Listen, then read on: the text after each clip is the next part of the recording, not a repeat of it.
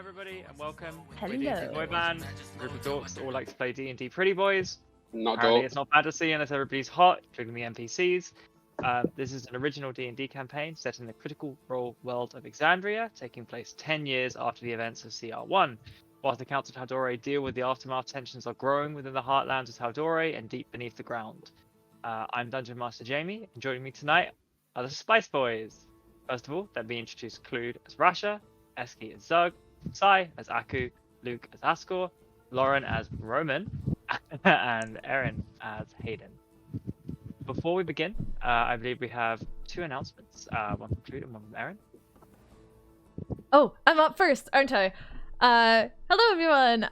We are super excited to announce that we've achieved our goal for streaming, which was to get someone to draw fan art of our characters. We all joked when we first started streaming that it would be a dream come true if someone took the time to draw some artwork of our characters, and it happened. Spam, who is a member of our Discord community, drew these amazing pictures, which I am about to share with you. So these are all moments from 2 episodes ago. So campaign 1, episode 6. Yeah. From the Big Bad Ghost episode. So, here is the first one. This one is titled Rules Lawyer. And it's the moment that our Lord and Savior, Jamie, our DM, was stopped in his tracks, in his godly tracks, by none other than Luke, our resident rules lawyer aficionado, who had a actually DM moment, which was quite epic. So go back and watch that one if you haven't seen it. Next up, we have Ghost Yagami, which was a epic gamer moment from Lauren here, when all ghosts keikaku, which translators know means plan, all went accordingly. So he was very pleased about that.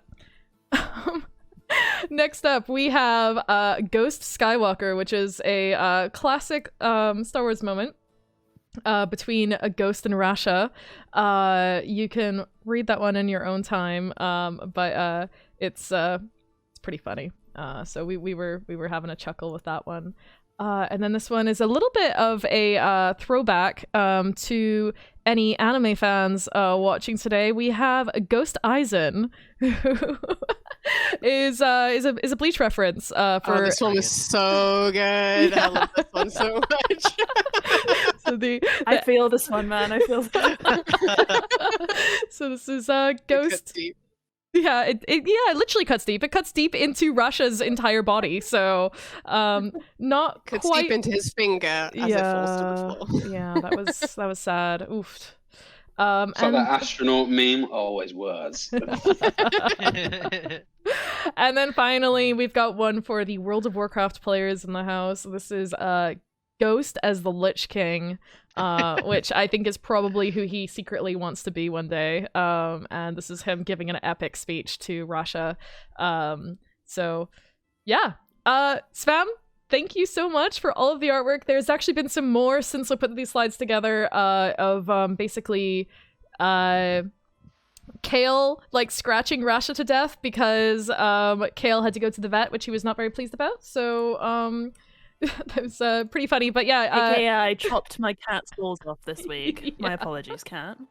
Yeah, he didn't deserve it, Claude. He just didn't deserve it. So, but yeah, if you want to check out any of this fan art in high res, you can hop on over to our Discord server, which actually conveniently should be. Actually, no, it's not showing up on the stream right now, but we can post in the chat.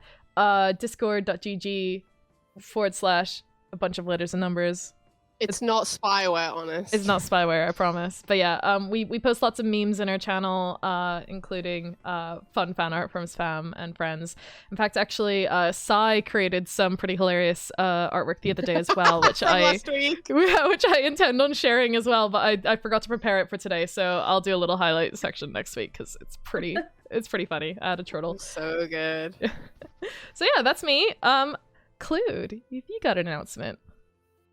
Yeah, from the makers that brought you these glorious character portraits, i.e. 99% Erin. We're doing another art stream this Friday at 7 p.m. I think. Is it 7? It Have we is? agreed a time? Yeah, we're gonna do 7. That evening we're gonna draw some pictures, sit, probably talk about how sad we are about Ghost Betrayal, ruminate over how deeply we were cut, and chill with the chat. So come join us. We will make some pictures. Yes, very excited. So, yeah, come hang out. And back to you, Jamie. Great, thank you. So, to get everyone up to speed, following on from your adventures that led you to the Barbed Fields, where Zug had been banished to the air elemental plane, and Ghost had promised that if the ritual he had spent much of the past 10 years preparing was performed, his brother Roman would come through and help you rescue Zug. However, as those who were watching turned out, this was not the case. Ghost betrayed the party, take on some weird energy, summon some forces from the void, and a fairly epic battle ensued, in which the party barely survived, not only against demons and angels from various planes, but also eldritch abominations, and finally an undead gigantic rock that attacked them as the new ghost did battle with the Solar of Zahir up above. There are some consequences of this battle. The group are exhausted and tired. Ascor has been feeble-minded and is currently eating dirt on the ground, and Rasha is bound to Ghost via the warding bond, and the cutting off the finger that contained the ring did not seem to alleviate the bond, so taking damage every single time Ghost takes damage. On top of this, a pact was made, although it has not yet been revealed to the party, between Haydn and the Wand of Orcus in order to ensure Zug's safe return and the rescue of the party. The party has begun to search for a safe place to rest and recuperate and discuss their options. Lauren has been playing Roman, who came through the portal and has had a fractious start with the party as they discuss their options, which include everything from continuing on the mission they were on anyway to destroy the Wand of Orcus, to attempt to track down Ghost, to how the hell are they going to get back given that Ghost was the one that was teleporting them around everywhere.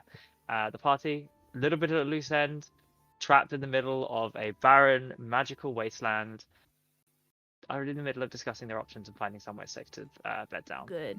Party, I believe you are attempting to discuss where you are, where you want to go, what your plans are, how the hell are you getting home, or if there's anything you want to do. Back to you.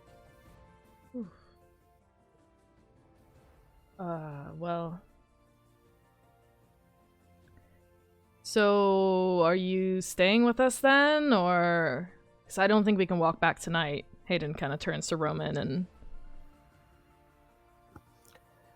Well, no, I mean, of course it's been a little while since I've been around these parts, but my memory serves right, it's a bit of a walk back. We came here on Moorbounders, so it didn't take us as long as if we were going to be walking it, but our Moorbounders are back that way, and he gestures over his shoulder to where the fight happened with Ghost and all the portals, everything that ripped open, and the Solars are here, and all the danger stuff that's back 20 minutes run that way. And I've left Gib Cat behind. I am the worst cat father. Oh, and Starbuck doesn't have an owner anymore. It was Ghost that bonded with Starbuck. Do Moorbounders like bond with people based on smell? Like maybe you smell enough like Ghost that like Starbuck will like you, he says to Roman. Roman sort of narrows his eyes and like I don't mean like a bad smell. I just mean like, you know, like a family smell. Like, I don't know. You guys don't really look the same, so. He just sort of looks at you and narrows his eyes. Maybe the cat will know that his person is the worst and will be so disappointed in Ghost for his betrayal that, you know, he will just like us more. But we have to save the cats, right? Well, I don't think we're gonna get very far without them. Okay, good. Good. I would suggest proceeding with caution, given the attack from that creature, that whatever that was. When you say that creature, do you mean your brother, or do you mean the one with the wings? I think you know which creature I mean. Well, I'm not so I sure actually don't. anymore. neither of which were friendly. So I suppose it matters not. It's true. Regardless. In the distance, sorry. not particularly far away, you hear the sound of somebody grunting. Probably within about 35 feet, you look over and you see Ascor fighting to get his shoe off. Fighting. Laces, anything like that, doesn't apply here. He's not aware of these things as a concept. And he's fighting particularly hard to get a single shoe off. And he looks, quite upset, a bit defeated at times.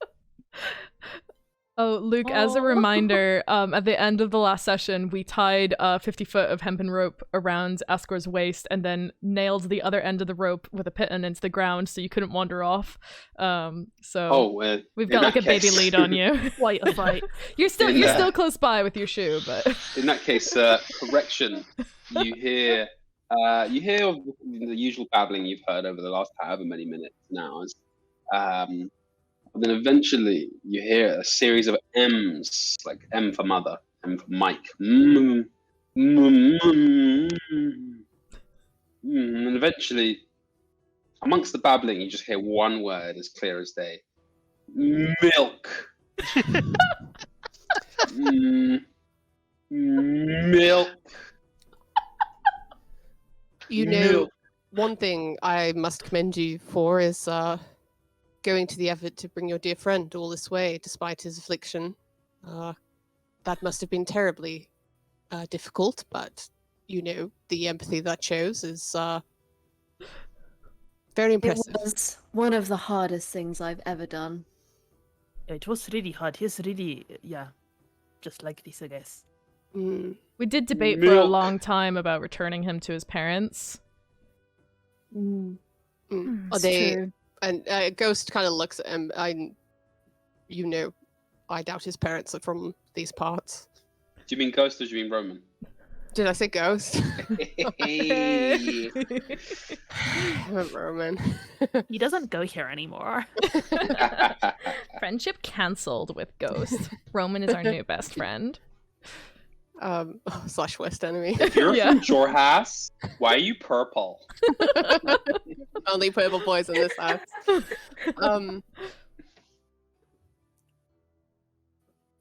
Is he from the other side? Is he from the Empire?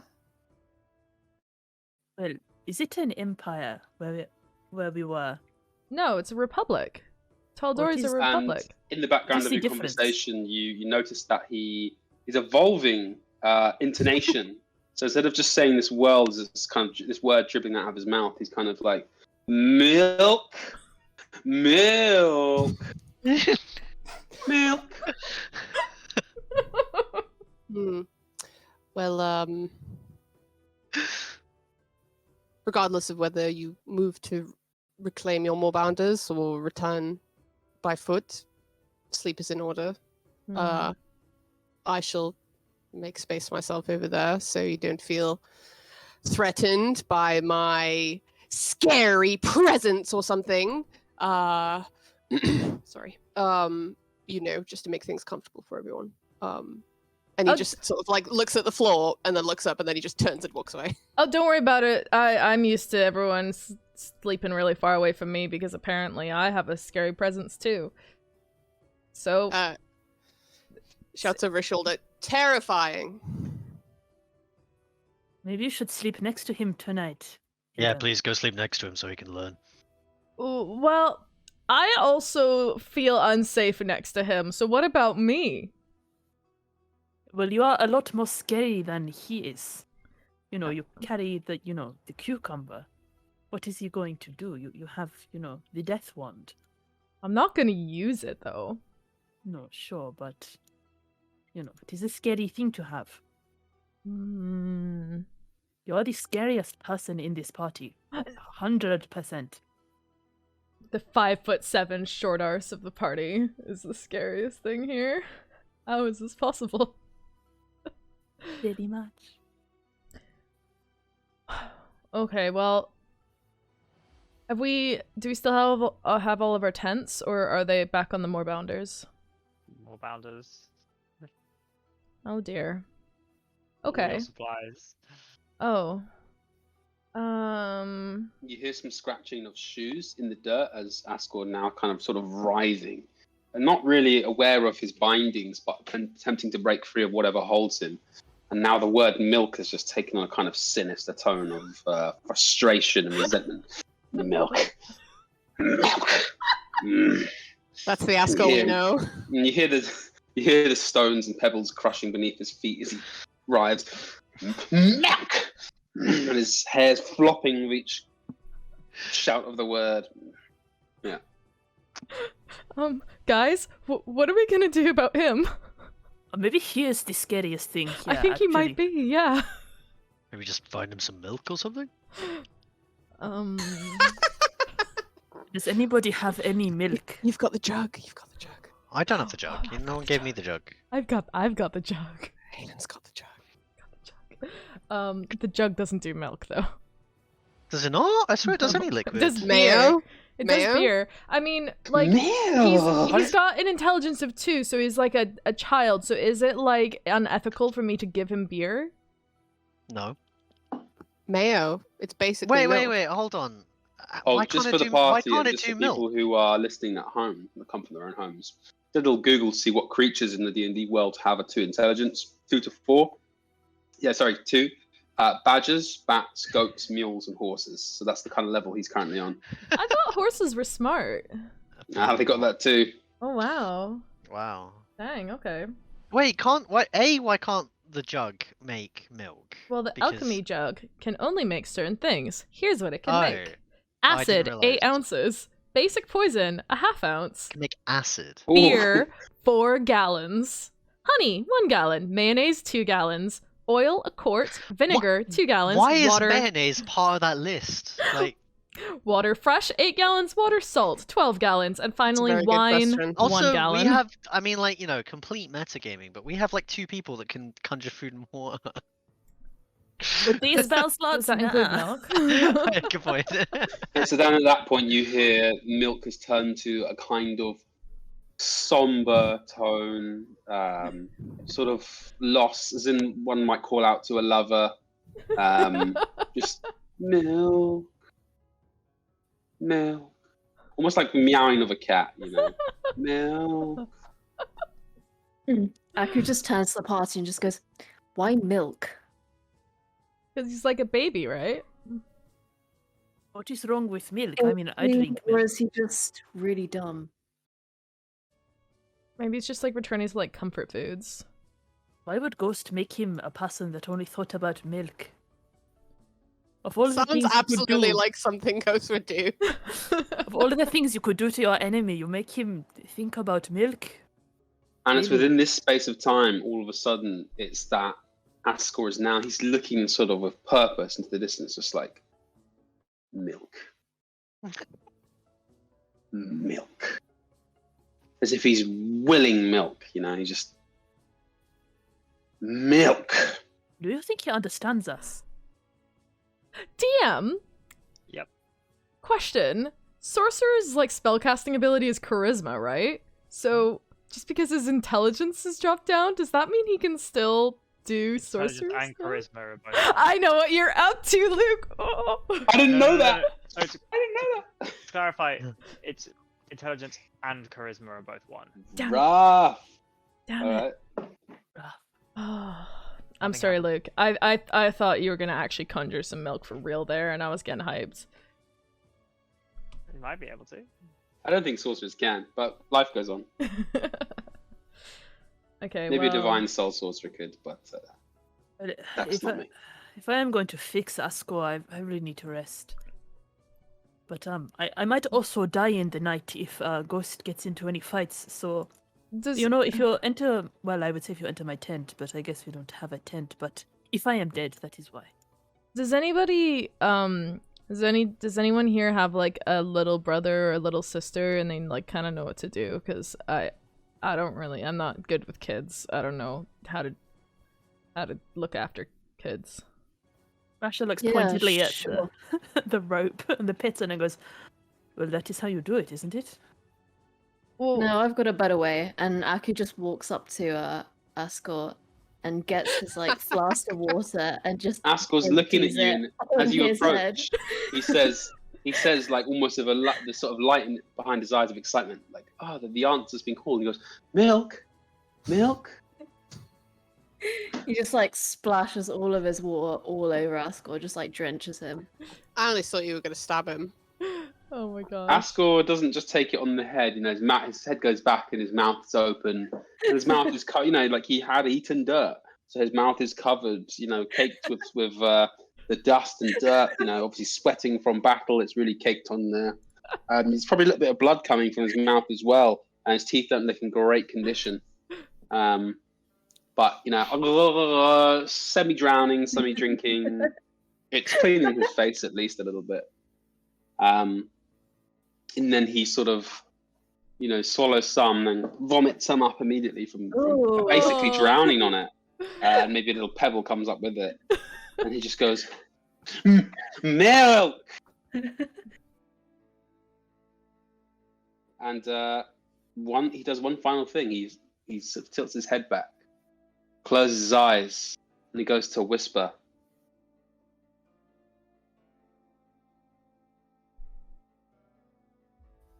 And he opens his mouth. And as a subtle spell, I spend 1 sorcery point to cast Minor Illusion. To which just a jug begins to pour, a glass jug, clear with white liquid. It seems to be milk. And it comes down and it splashes on his face. And there he is, just relishing in this non-reality of receiving the milk. He's told his mind and projected an image into the world of this milk he's yearned for. Okay. So let me mark off a sorcery point. You will see this occur as Ascor summons a jug of milk and begins pouring it on himself. Ow. You That think, just happened. do you think he will be really annoying? Should we maybe like put what is it you say? Put a socks in his mouth in the night. A sock? Yes, that. Haydn, you could put him out of his misery. What? Friendly. Hayden kind of like he shouts a what out loud, but then quickly realizes it was the wand speaking into his head. And he's like, oh. What? I mean, what? Socks. Socks are a great idea. Who's got socks? I've got socks. And Hayden sticks his hand into his bag of holding and conjures out a pair of blue socks, which are actually an item I got from a magic shop once. They have no magical properties, but I spent 2 silver on them because I got scammed. So, a little bit of backstory there for you. So Hayden puts one sock on the other, balls them up, and then he kind of like looks down at the socks, then he looks at Ascor and he's like, maybe you should do it, and he like he hands it to Aku. Doesn't want to get close. Ascor seems as if he's reset. It's like he's just thought of milk for the first time. There's no milk on the floor. It's not seeped into the dirt of the earth. It was an illusion. And his hair's not wet or anything like that, except from the water that Aku poured on him. But it's as if he's just like, oh yeah, what about milk? Milk. And he started again. It's as if he's gone back around the cycle. He just like looks really disgusted and shoves the sock in his mouth. And Ascor gnashes. I'd like to make an attack roll, dear. Yeah? No, my He's socks! feral! He's gone feral! They Is it cost 2 restrained? silver! At disadvantage, presumably. I am restrained and all that Yeah, you are stuff. trained, and strength roll, I do not think it's physically possible for you to hit, is it? Why do I have a I plus mean, the 3? AC of my socks is probably like Oh, 1. All right, let's see what happens. Aha! Of course, I'm not a. Let me see what the roll was. Let me do it in roll 20. I got a +3 for some reason. I'm gonna trust in the system. You rolling to bite the sock or my hand? Your hand comes in sock bound. So Right. that's a 21 to hit. Did you Roll roll dam- nat roll 20? a d4 damage. Roll an 18. That hits, does it? Yeah. But it's what is it? It's 1d4 plus your Plus strength your- modifier. Yeah. So if I roll a 1, I literally do 0 damage because I've got -1. Yeah. So let's see what happens. That's 2 points of piercing, is it, DM? Yep. So as you reach forward your Yes. talk, Ascor just saying milk, milk, but then as you kind of like get too close, you kind of like gnashes at your hand and you pull it Yeah. away, and it's like bleeding through the sock. It's as if you come within a certain distance of him. He's Just like knock suddenly him out. aware and extremely hostile of you.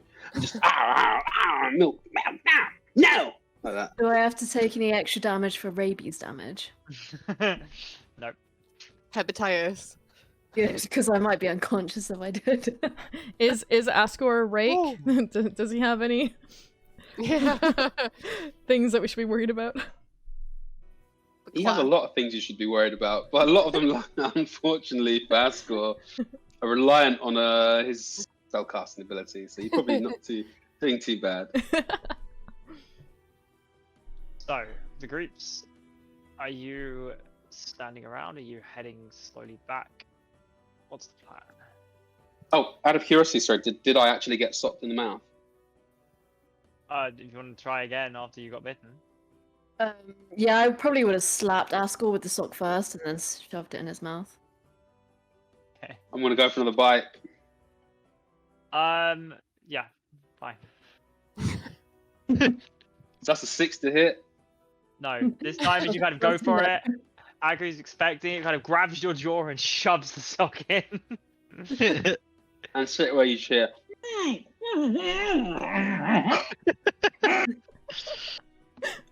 And then, yeah, sorry, what does Akka do next?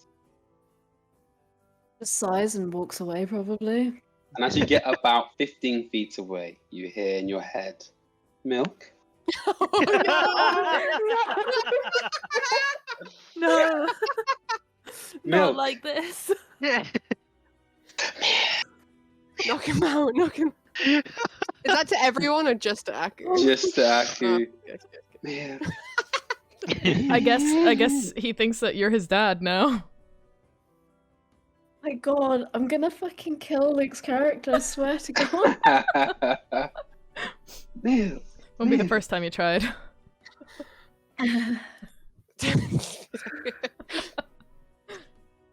Okay, so now our child man will not attract things in the night with his milk yelling. So, do we sleep or do we try to find our cats?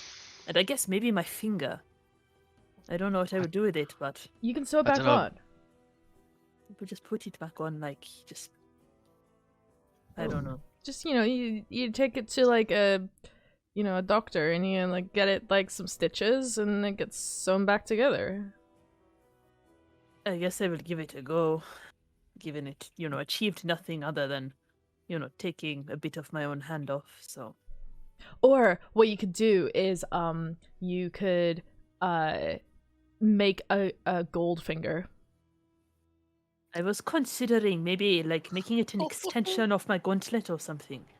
Yeah, And then I could be, Mr. Goldfinger or something, it can be like my thing, because I'm the high could be priest like- of the golden gods, so of course I should have a golden finger, right? It could be like the man with the Midas touch. I'm not here. Ignore me.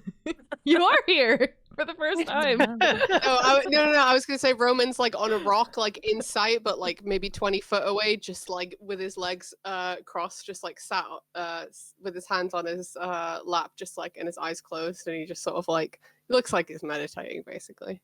Sulking though. Yeah, something Sulking, meditating, what's the difference? That'd just be State of mind. how elves be. But I was thinking, if I can find it, I don't know, maybe I can look at the ring, or we could try to dispel it, or I don't know. But then again, probably a vulture will have taken my finger and it is lost, and yeah. Well, We cannot go back now anyway, we will just die. I could try going back. I can run there in about 20 minutes, and then run back. Ghost and the Starlight is so dangerous, Haydn. But I'm also really sneaky. This You is are true, he is so quite sneaky. Yeah, it is true. So just to, so this time actually Aku would have been hearing the word milk sort of whispered, screamed very consistently basically since that point. But also anyone paying the smallest amount of attention would just hear like a sound. And it kind of looks like Ascor may have weed himself. If you look at this puddle around him on the floor and this sort of dry dirt. But if you look closer, you'll see that actually his upper body, his torso is closed there. Things are kind of like the ruff he wears often is sagging. It's wet. It's kind of, he's got moisture all over, and his hair is damp and wet too. And actually, you can see steam rising off of him. And with that, I'd like to use my feature Font of Magic, burn a 2nd level spell, gain 2 sorcery points. With one of those sorcery points, cast a cantrip as a subtle spell, so using no physical components. And I just cast Mage Hand, and the hand, it appears on his face, shimmering, slaps against his face, hits the ground, circles around him about 30 feet, dragging dust up, comes back to him, crawls up his face. He's kind of feeling his face as if his own hand, he's not really got the grasp of this, and eventually the sock comes out. Milk! Milk! Milk! Can I ask, can you designate, could force damage in theory knock someone like out cold? Or does someone have to go to 0 hit points to be knocked out cold? Generally, it's 0 hit points, and you have to specify it as the attack. Oh, fuck that then. I Never don't mind. think Ascor has a lot of HP though. Oh, does he not? know. How much HP's he got? What do you mean, how much? You metagamer? Die! Ascor looks very rough after being knocked out in the combat already. Okay. I want to do something so bad, but I feel like it would be kind of an asshole thing to do, so I'm not going to do it. No, I'm going to do it. Roman opens one eye, like points his finger, and just shoots an Eldritch Blast right at Ascor's head with the idea of like basically like concussing him and like knocking him out cold because he's Go for interrupting it. his meditation. I'm sorry to do the You have annoying a PvP he's thing. restrained. I will. Yeah, it's No, fine. actually, no. It's a 26 to hit. Yep. At which point, Ascor probably gonna counter spell as a subtle spell. You don't have the wherewithal to do that. The what? Sorry. I don't think one intellect, one charisma character have the wherewithal to do that. I think it's more to do with the will, since it's charisma, the will to do it rather Yeah, than you the got know-how. one. Oh, One that's charisma. right. Yeah, good point. Yeah. And maybe a 1st level spell shield. That's not gonna say. Well, yeah, 1st level spell shield. That makes sense. Is a 26 to hit? I mean, Might yeah, hit. that's gonna hit either way. Reactively, I will let you cast shield. Counter Cool. spells to there, but it still hits. The second one might not though. And that's with 16 points of force damage. Wee wee. I'm just going off what my HP was last here. I think that's accurate. I don't really know. So I'm gonna plow 16 into it, and he obviously lets a kind of sound as he takes a blast. But he's still with it. Oh, stop! Okay. Noticing that doesn't knock him out, Roman just shouts from a distance, "I'm very sorry, but can somebody shut him up?" I would like to punch Ascor, please. Oh, this is a probability circle in Ascor Ascor. Ascor, wait, what's the? Yeah, so Ascor. Wow, I'm really gonna do this. Yeah, Ascor casts a cantrip as a subtle spell. So let me mark off one more sorcery point there, the few remaining I have. And yeah, Ascor to Aku as Aku approaches just says, "Milk." And I've cast friends. Okay. So what's your DC if your charisma was 1? There's no DC with friends. Just Then massive what? drawbacks. So when this, yeah. So when the spell ends, the creature realizes creature finds something. You have an advantage on all charisma checks directed at one creature of your choice. So I guess that's a persuasion. Yeah, you check can with make a advantage. persuasion check. You have advantage. But given that Yeah. you're just saying milk, that's disadvantage. You have a straight roll. Okay, all right. Let's see what What happens. modifier is -1 Minus or 1 charisma? 5. -5? If you get a Nyeh 20, that's gonna be so funny. Though. Yeah, I'm so here Oh for it. yeah, it is -5, isn't it? It really fucking is. -5 plus your proficiency. But plus my efficiencies and that stuff, so it comes out as a -1. There's still a chance for people. Not terrible. That's Let's see more what happens. charismatic than Rasha? Oh my Didn't roll. It rolled a 13, and I'm gonna burn 1 sorcery, my last remaining sorcery point. In fact, yeah, fuck it. Why not? Let's go. Let's roll with it. Let's roll with it for fun. Let's burn that. And let's roll. Well, actually, I don't have to roll it technically until it fails. Actually, that's what the wording of it is. So, firstly, before I go ahead and use magical guidance, DM, does that fail?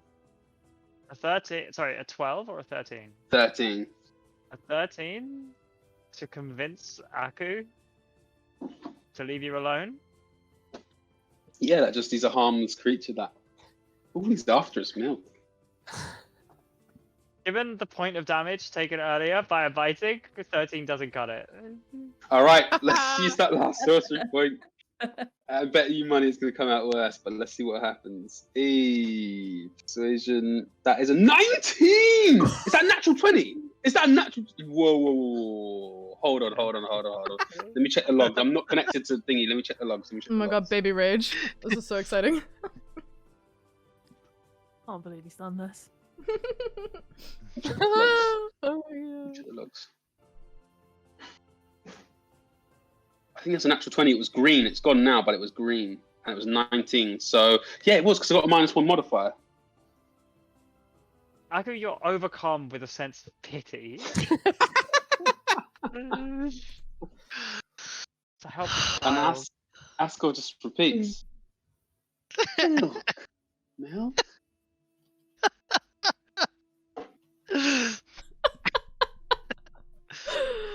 Oh my god. He just turns around to the group and goes, "Oh, look, it's he's not in his right mind. I can't." And he just doesn't know how to explain himself. He looks very confused and he just stomps off. Rasha turns to Haydn and quietly says, I don't know if Aku is in his right mind either. When have you Well- ever known him to miss an opportunity to smack Ascor? Maybe he feels bad for him. He's kind of like... He just surely feels pity for whatever the hell's just happened. What has happened to him? Is this magic? Wait, did any of us actually see what happened to him? No, he just got cast spell I on think him, we right? explained to Zug last session it was Ghost what did it. Yeah.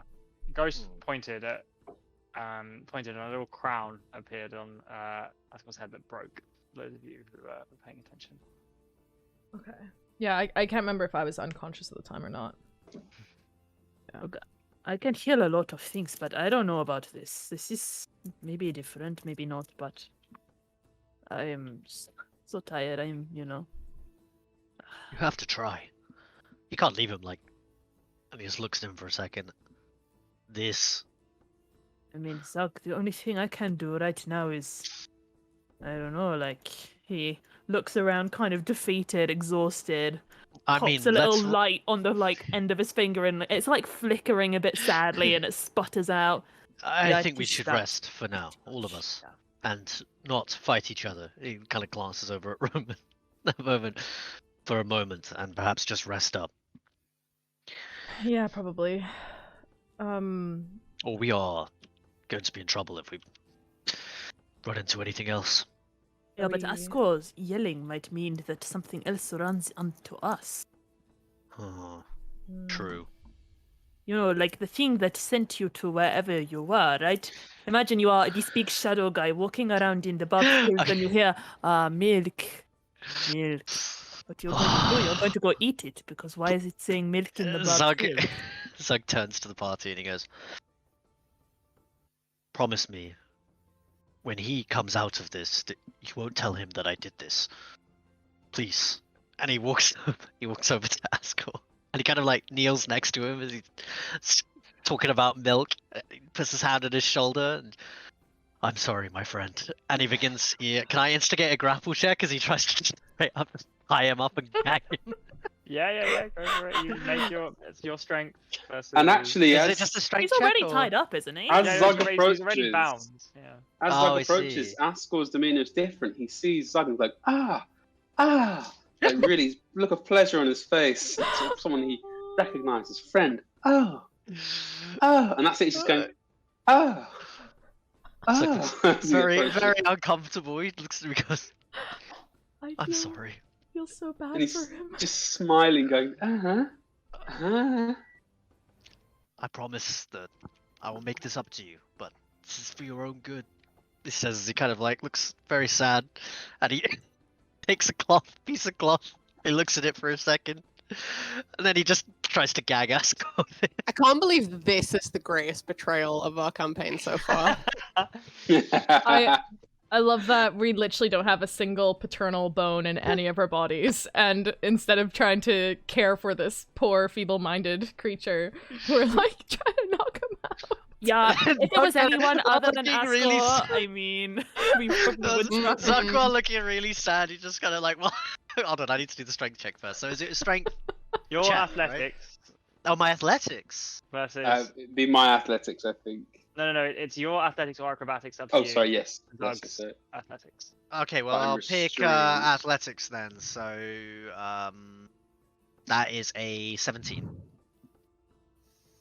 Cool. Pretty Bear with me good. 1 second while I just check I something. rolled quite low, so who knows what happens. Disadvantage on dexterity. It's not saving throw, technically. Saving throw, no, it's a check. Let's check. So- Yeah. You know what? I don't think Ascor's even going to fight it. I think he thinks Oh, no. he sees friend, and that's what he just sees friend. All you hear before it goes in is you just hear milk, But, and that's it. It's just- but the look on Yep. Zug's face is not that of malice like everybody else. He looks really forlorn and upset, like clearly upset as he goes, "I promise we'll fix you in the morning, my friend." And Ascor's eyes just look We'll confused. not leave He's you like looking this. up at you. He just looks confused, and dismayed. Just well, obviously, Zug pops away for a second over to his tent wherever it's set up, and he reappears, and he's picked up his bedroll and he brings it over next to Ascor and he lays it out, and he sits down next to him and he goes, "We sleep now, friend." He sits on it and gives him a pat. and Zug in his mind just hears Milk. milk. Yes. Milk. Beautiful. And he kind of lays down next to him. Okay. Well, what time is it, by the way? Like what's the weather like, or like the sun? So it's light, I mean? actually like midday. Oh god. Okay. All right. I mean, I guess like the characters are You're all pretty, exhausted. pretty You- exhausted. Yeah. So Yeah. he lays down irrelevant of the light. So are you guys just collapsing where you fall, or are you Yeah, it's trying just to find attempting to the long rest. Moorbounders in your previous camp? Well- Zug at this Collapse where point you- is already clearly committed to falling Yeah. asleep on this spot. Like we've tied Ascor down. As Are we just like in the middle of the Barbed Fields? Like, is there any cover here, or? Looking around, you're in a fairly nondescript part. There are the same like banks of sand and kind of built up terrain and structures, kind of ruined old building, like stone buildings or the remnants of long destroyed ruins. You could definitely find a more covered location than you are now, maybe like an alcove or underneath the dune. Yeah, but you are just out in the open at the moment. I Ah. do not think we can stay here, because this Solar, he called us ghost accomplices and he sent the big bird on us. So, if he came back to kill us, we would sort of just die immediately. So Oh. maybe we should look at least for somewhere better. Or Well, do you have any ideas? well, I can look, right? I can look around. Or Yeah, can I attempt a survival check to just Yeah. or would it be what would it be to look Survival's around good. the area? Or Survival. perception if you want to look. If you perception or survival, up to you. I'll say survival. That's a 10 from Zug. It is a sleepy attempt to There look are a for. lot of buildings around here, kind of long destroyed. You reckon it's probably better to hide in a building rather than kind of one of the outcroppings. There's a kind of ruin nearby that looks like it seems to provide some cover if you guys were to lie behind it. There's a bit of a incline on the other side. It's a bit of a like a valley and then a thing if you're in the middle of that. I Alright, rolled so an Zach- 18 perception as well. 18 perception. Yeah. So there are some as well. With an 18, you realize there are some kind of, as you're looking around, kind of scouting, you move. You kind of occasionally your foot sinks a little bit, and like looking down, paying attention. There are seemingly a couple of doors which, like, were once have been doors, maybe wooden away, that seem to lead down below some of these ruins. You could maybe see if there's like tunnels beneath you could hide in. Whether or not they're safe, though, is another question. I think we've all spent more than enough time in the Underdark to know that the answer is no. It ain't safe. Below the ground. Maybe. Stranger So- danger. We have buildings, tunnels, or I don't know. Haydn sneaks back, finds our cats, and we try camp with them. I mean, none of them sound really good. So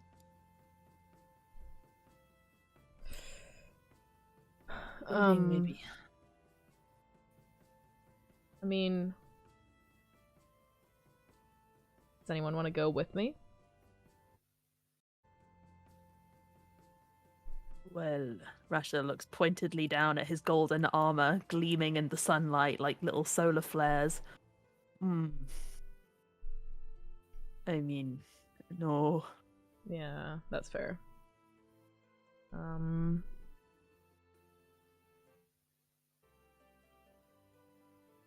Well, what do you guys think?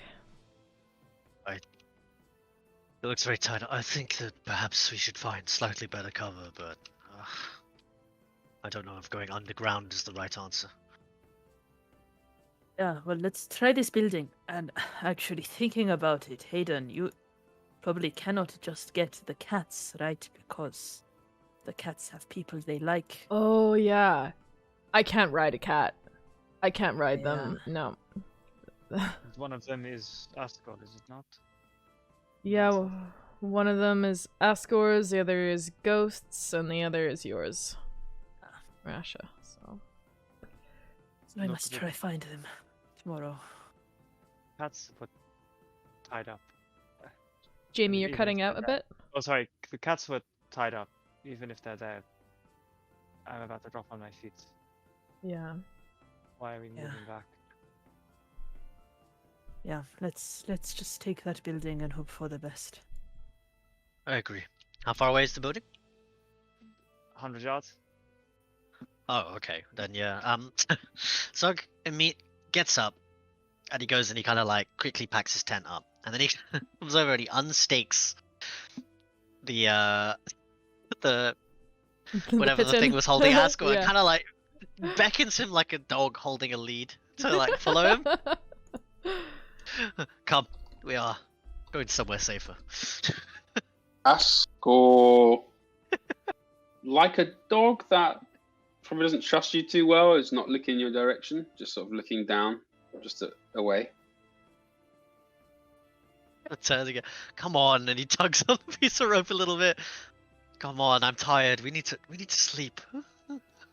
Ascor lightly jerks at the sort of tug of the rope, but he's still not looking. Oh, don't make me do this, please. He tugs one more time, like gently. Ascor goes, no. So kind of like sighs to himself and goes, "Well, it's 100 yards, and I guess sand is not that bad. What is the ground? Is it sand or it's not sand? It's like dirt, right?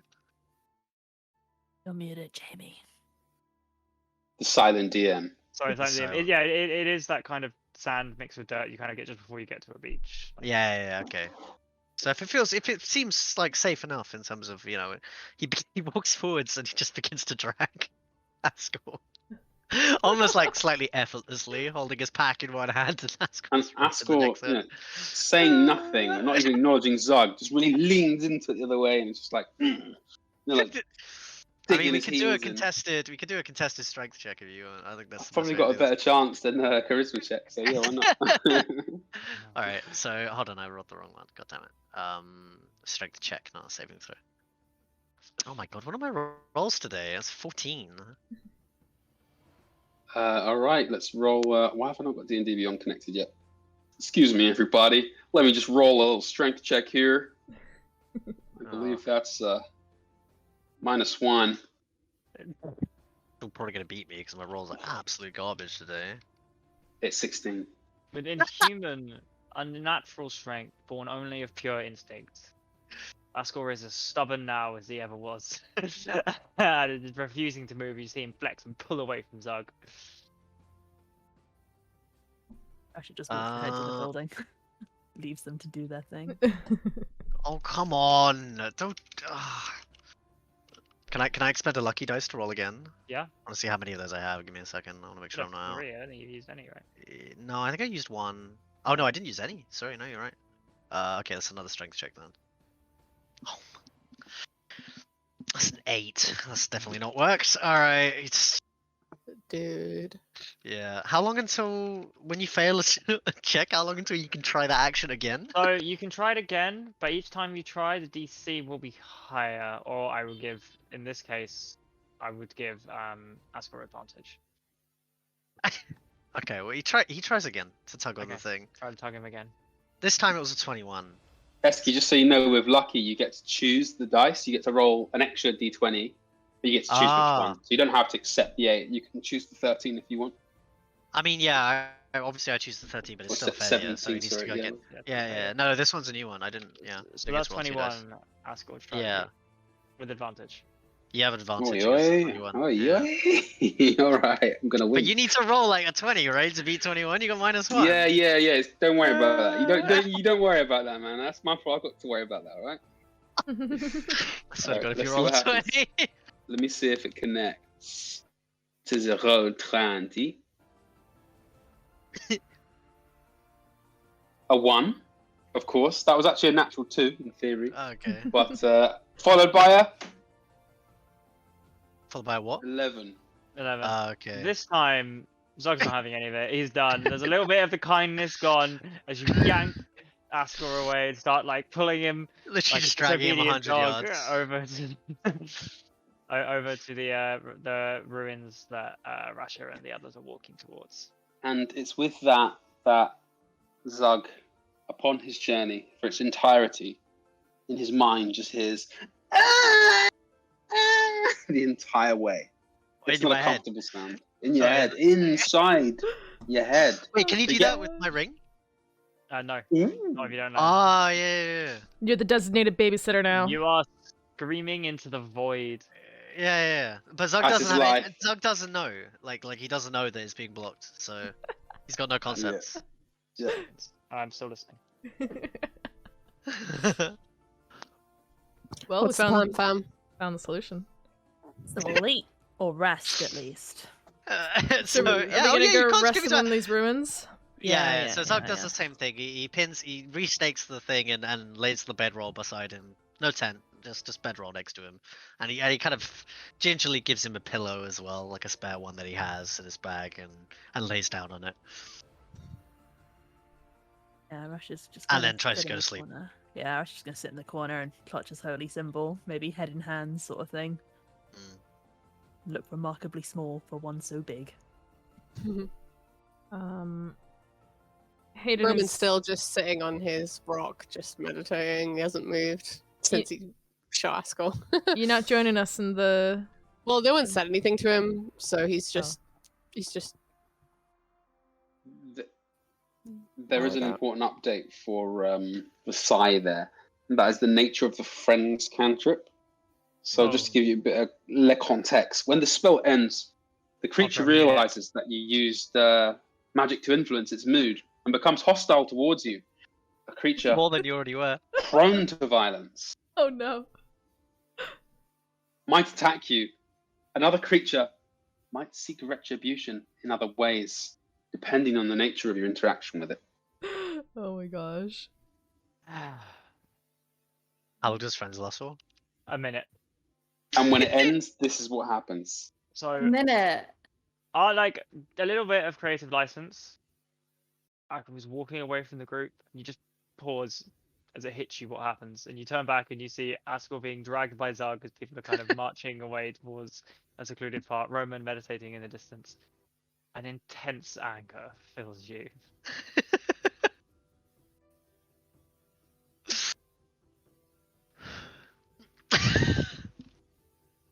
Well, I have to think now because if he was going to hit him before, what's he going to do now? That's the spear. Well, yeah, just play it in your head. He has been grappled at this point, and I don't know. Maybe a stabbing wouldn't hurt. Well, Aku's not going to stab a potential source of money, is he? So Isn't it dead or alive? I imagine his parents want him back alive. Yeah, I think the warrant out for him Might is not be dead alive. or alive, yeah. Yeah. 100 Classic and alive parents. Ascor, yeah. While you mull that over, Haydn is going to do the detour to Roman over at the rock and stand next to him and kind of go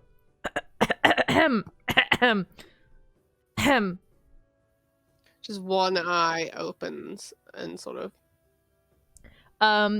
We're all gonna go stay in that ruin over there. I don't know if you want to come with us or if you want to sit here with your eyes closed and let something come eat you when you're on your own. It's up to you. Do you want to come? Given our interactions since I emerged, I do feel a little safer out here. That's fair. Aku can be pretty scary. I do appreciate you helping me out during that fight, though. So, I've got no beef with you, even though your brother did us a dirty. But I know that not every brother is like their siblings, so. You and me, we're on a clean slate. Is that right, Scion of Orcus? We're on a clean slate. I wouldn't really call myself a scion of Orcus, but I mean, I definitely wouldn't call myself that. Maybe you don't trust me, but I mean, I'm not implying that I trust you, but I mean, we don't have any bad blood right now, as far as I'm concerned. From my perspective, maybe you don't like me very much. I wish you a pleasant night's sleep. And he closes his eyes again. Cool. Bye. And he kind of lingers there for a moment, waiting as if like Roman's gonna like change his mind. And then when he inevitably doesn't, he shuffles back to the rest of the group and he kind of shrugs on his return. He's like, well, I tried. Shame. He has a lot to process. Coming back to the world after a long time. I'm sure we're not his favorite people right now. Yeah, that's for sure. He's not my favorite person either. I was going to No. say, same. I think he's a dickhead. That must. Well, you all tried to murder me first time we met. I mean, I guess I was trying You are to. a hired assassin. Yes, I Yeah, have to say, kind of I reasonable. maybe It was not just that particular business. altercation. DM, Yeah. just a quick question there. Am I right in thinking Nadan just started his sentence with the words, well? Yeah, Is he within 30 feet of Ascor? yeah. In that case, Nadan just hits his head. Well? Well? Well,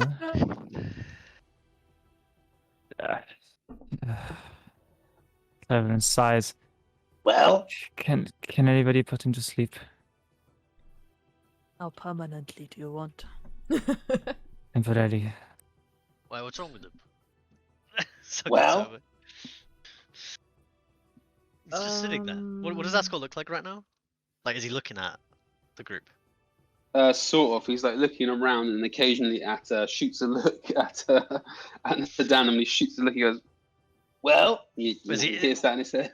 Well, out loud? No, it's No, completely quiet, just right? just in his head. Because I think he's still Okay. socked and about. I think. Oh yeah. I can try something, but I don't know if it'll work. Well, what's wrong? Hayden, That's you what I hear want. it in your head. You hear, "Well." He's being completely quiet. What's the problem? Oh, he's doing his mind thing again. I don't even know how he can do it. Anyway, Hayden walks up to As Hayden makes his way, he hears, Maybe. "Well, whoa, whoa." So Hayden kind of like does like a motion with his hands, like he's kind of like tearing like some paper apart, and Well, with a spell kind of like muttered under his breath, he casts id insinuation on Ascor. And intelligence saving throw. it is a wisdom saving throw. And Does Feeble Mind hit my wisdom, by the way, dear? I don't think it does. That's I think it's mad. just charisma and intelligence. Yeah, it is just Alright. those. and his intention with this spell is to cause Ascor to become incredibly conflicted on whether he wants to go to bed or suck his thumb. And basically, Ascor must succeed on a wisdom saving throw or become incapacitated.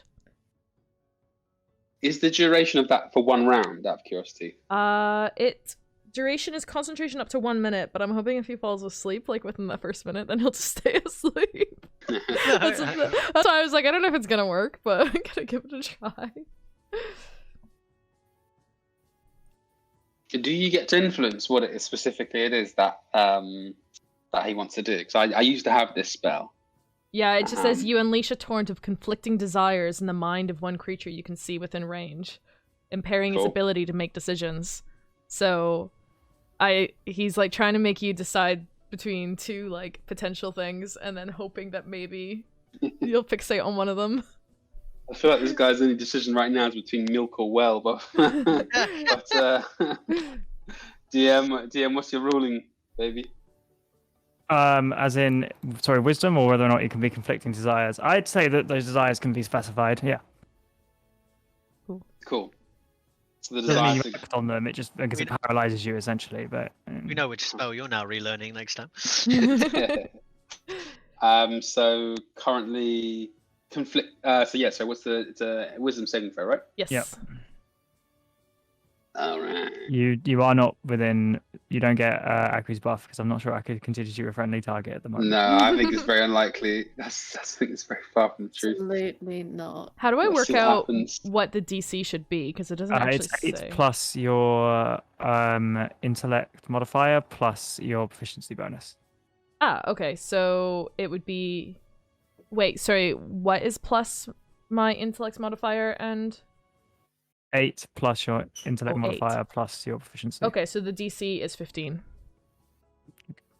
I rolled an 18, and so Ascor during your casting looks at you. He's amazed. Oh, a sound. Emotion. Colors. Oh. And then you sort of gesture. He just goes,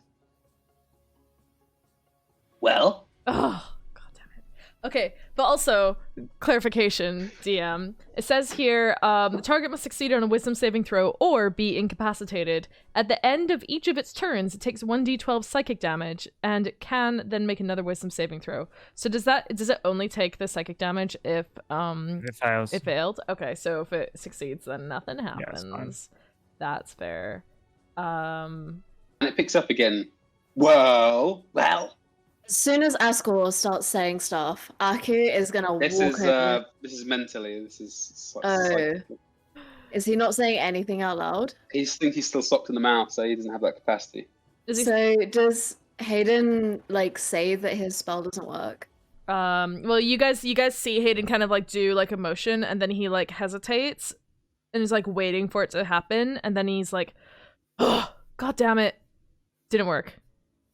Okay. Well, Aku is gonna walk over, and with the butt of his spear, he is gonna whack Ascor in the head, probably hard enough to break his nose, but with the intention of knocking him out. Rug, seeing this unnecessary violence towards Ascor, who he otherwise, likes, decided to try and intercept and reduces the damage he takes by 1d10 plus 4. Fuck's sake. Fucking hero on our hands. So I need to on roll a top of that- d10, I think. Give me a sec. That bodyguard shit right there. Hold on. 1d10. Earning his paycheck. How do I roll it? Oh, here you go. He rolls a 1. That's unfortunate. So he reduces damage by 5. So you have to, And presumably, Aku has to make an attack against me, which he makes an advantage because Yeah. I'm restrained. Yeah. I think it's roll damage. Go for it. Okay, so make an attack with advantage. That's a natural one. Advantage. 14. And a 14. Yeah, that doesn't hit. So a combination of Zug intervening, How did throwing. I miss? A Well, just to dribbling remind you, idiot DM. tied to a tree. So He's Zug got a Reminder. bodyguard. He's got a Yeah, bodyguard. Zug intercepts. Like Zug Okay, uses his fair enough. axe to kind of knock you off balance, and your spear kind of clatters into the ground directly What are you next to. Aku, what are Well, you doing? just a reminder is that as like the early Aberrant Mind sorcerer from whatever has a feature called Altered Being, I think, Warped Being, which means Yeah. he has a force field around him at all times of some sort. So that's maybe what happens. A slight force field, along with Zug intervening, throwing you off balance. Kind of, you see, it almost goes to hit like the temple, and then like pushes back and like slightly grazes the nose for no damage. Sick. Alright. And he was silent at first, but then you hear, well.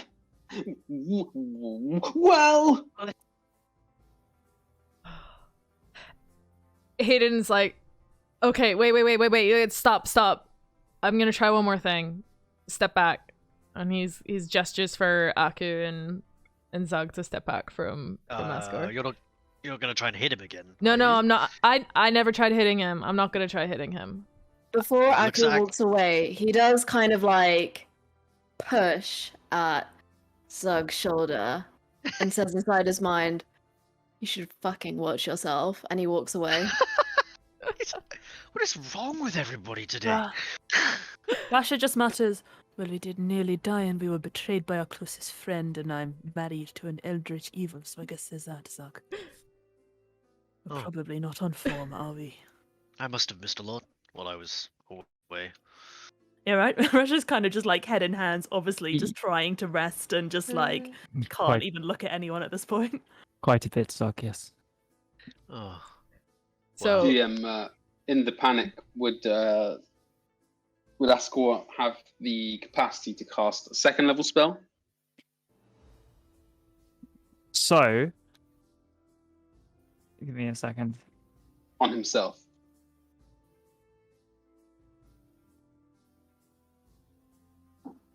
What would you want to cast? Just enhance ability. Yeah, Himself. sure. And just dexterity. Dexterity. Okay. Sure. And with that, a panicked attempt to untie oneself and pick oneself from the ropes. Go for it. Is that just a straight dexterity roll, is it?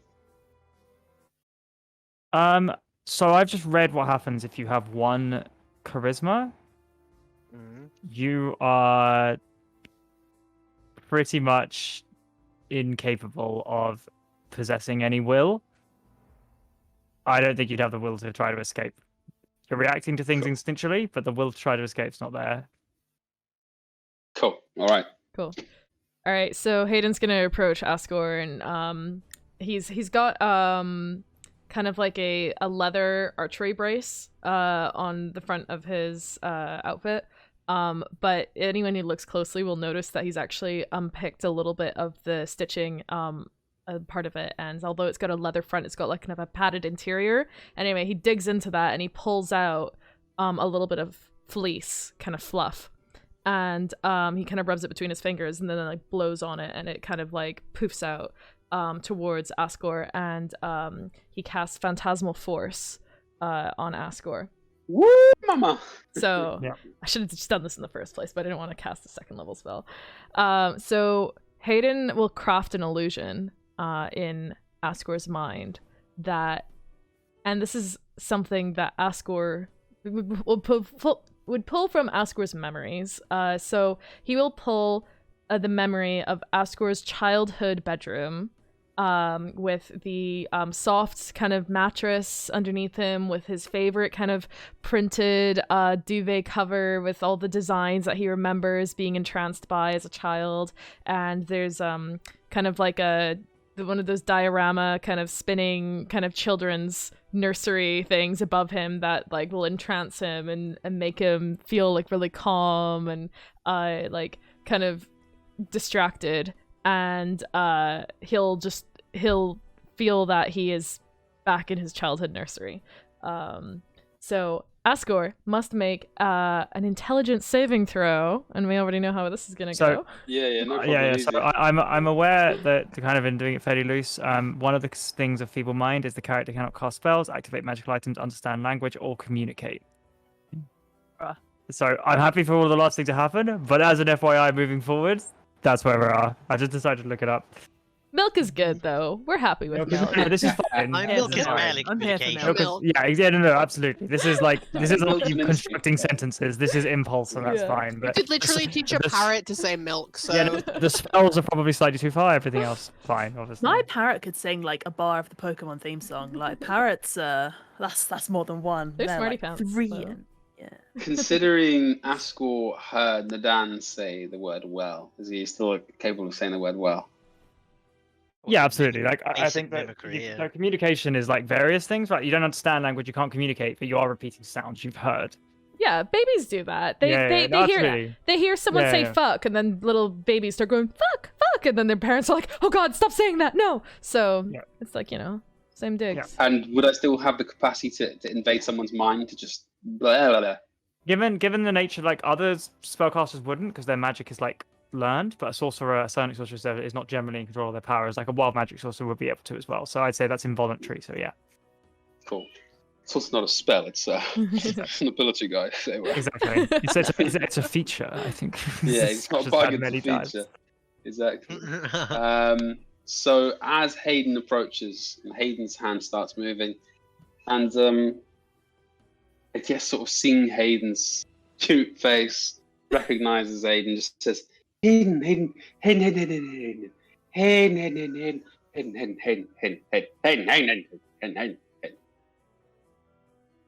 Well.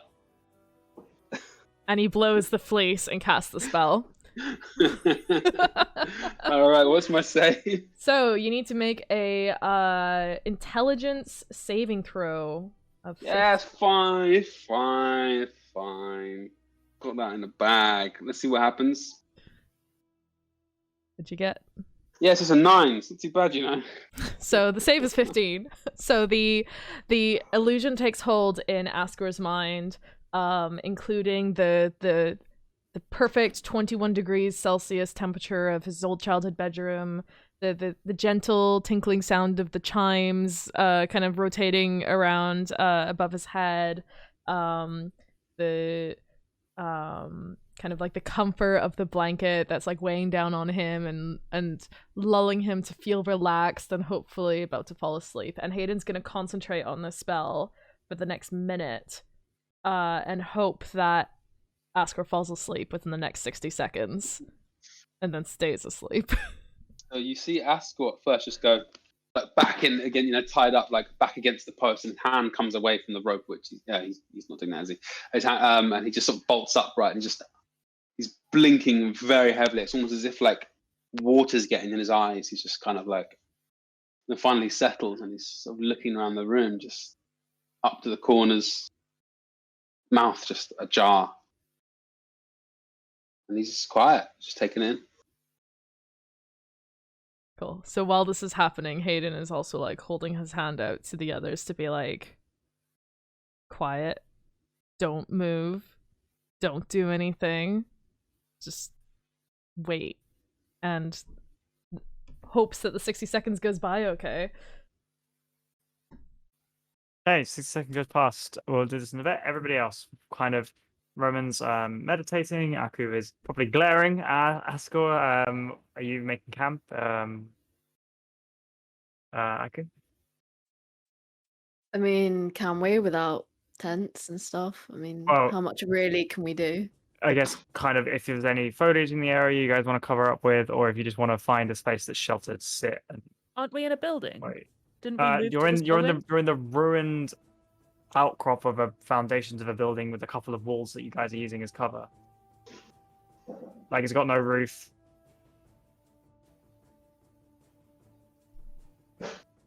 Yeah, I mean, Aku will be like kind of making do with what he has to settle down. I mean, he's exhausted. He like looks like he's about to drop dead any minute. Okay.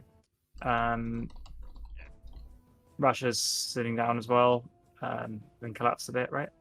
Sat in a pool of his own blood, wondering if he will die because Ghost decides to prick himself with some voodoo Yep. sticks. Yep. So, Mhm. what are you up to? I'm asleep. Like, Okay, falling down. Okay, so Haydn and Ascor. Ascor, what happens after 60 seconds? Do you think he would have fallen asleep? No, but he also, the experience was so very soothing and calming. He's just quiet, just sort of looking down the ground, and yeah, maybe after like 45 minutes, maybe he will just fall asleep. Haydn, Cool. what do you do? Yeah, it says each round on your turn, the phantasm can deal 1d6 damage, but I'm going to interpret that as I don't have to deal 1d6 Very damage. true, yeah. And I think if I remember correctly, the target affected by the spell continues to believe it's real unless they snap out of it, I think. It only lasts a minute, right? Yeah, the target can use this action to examine the phantasm with an intelligence check against your spell save DC. If the check succeeds, the target realizes that the phantom is an illusion and the spell ends. So yeah, it lasts for a minute. So anyway, keep it going for a minute. And then very slowly, just as the final like seconds are happening, instead of it like popping and stopping, Haydn's gonna like control the illusion so it just very slowly fades, like so slowly that you're not even sure it's fading until it's gone. Cool. And so let's say Ascor soothed, calming, falls asleep. Haydn, what are you doing? Alright. Well, now that that's hopefully worked, the ruins that we are taking shelter in, is there anywhere that's kind of like a higher vantage point that maybe Haydn could climb up to? And Yeah, there's a couple of places where it's like the wall and then like a little remaining of whatever stone floor might have been there, or there's like a top of a pillar that you could crouch off the top. Yeah. cool, he'll scale the side of the pillar or the wall and nestle himself up there to just kind of have a bit of a more protected sleeping area, even though as he can't sleep with the rest of the party without waking them all up. So Okay, cool. So it's mid-afternoon-ish. Time is different. I will say that you guys, how knackered you all are, will, if you are choosing to sleep, could sleep through. Rest and recuperate. However, I'm aware that there's probably stuff that you guys want to do. So I will say those of you who aren't sleeping, if you want to make a perception check while you're recovering and watching. So elves meditate for 4 hours for a long rest, but drow have disadvantage during the day. Yeah. So I would assume that Roman would probably stay low key until it started getting dark, and then he was able to actually be able to see. Yeah. Cool. Okay, so yeah, I'll say you meditate for 4 hours, and then during the night you could be awake. What you're up to, so you don't do anything here.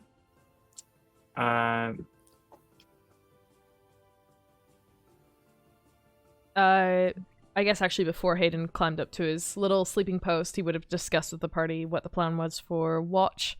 He looks to Rasha and he says, I think that you should probably just sleep the night and not worry about taking a watch today.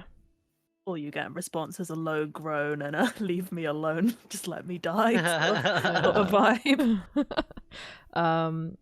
So I actually ended up using the wand of healing that I had quite a few times, so I'm feeling okay at the moment, so I'm happy to take the first watch. Yeah, Zog's actually not super hurt, so like while he intends to sleep, when he sees everyone else has passed out, he probably just kind of sits on his bedroll, keeping an eye on everything, depending on assuming that it's in a good vantage point to see things.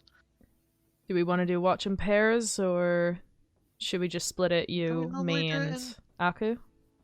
Yeah, probably. You can do So the first one or something, and I'll maybe do the 3 second hours one. each or something? Yeah. Cool. I'll do the first one. I'll wake you up after 3 hours, and then Aku, you can do the last one? Yep. Cool. Okay. Alright. We're rolling perception, right? Yeah.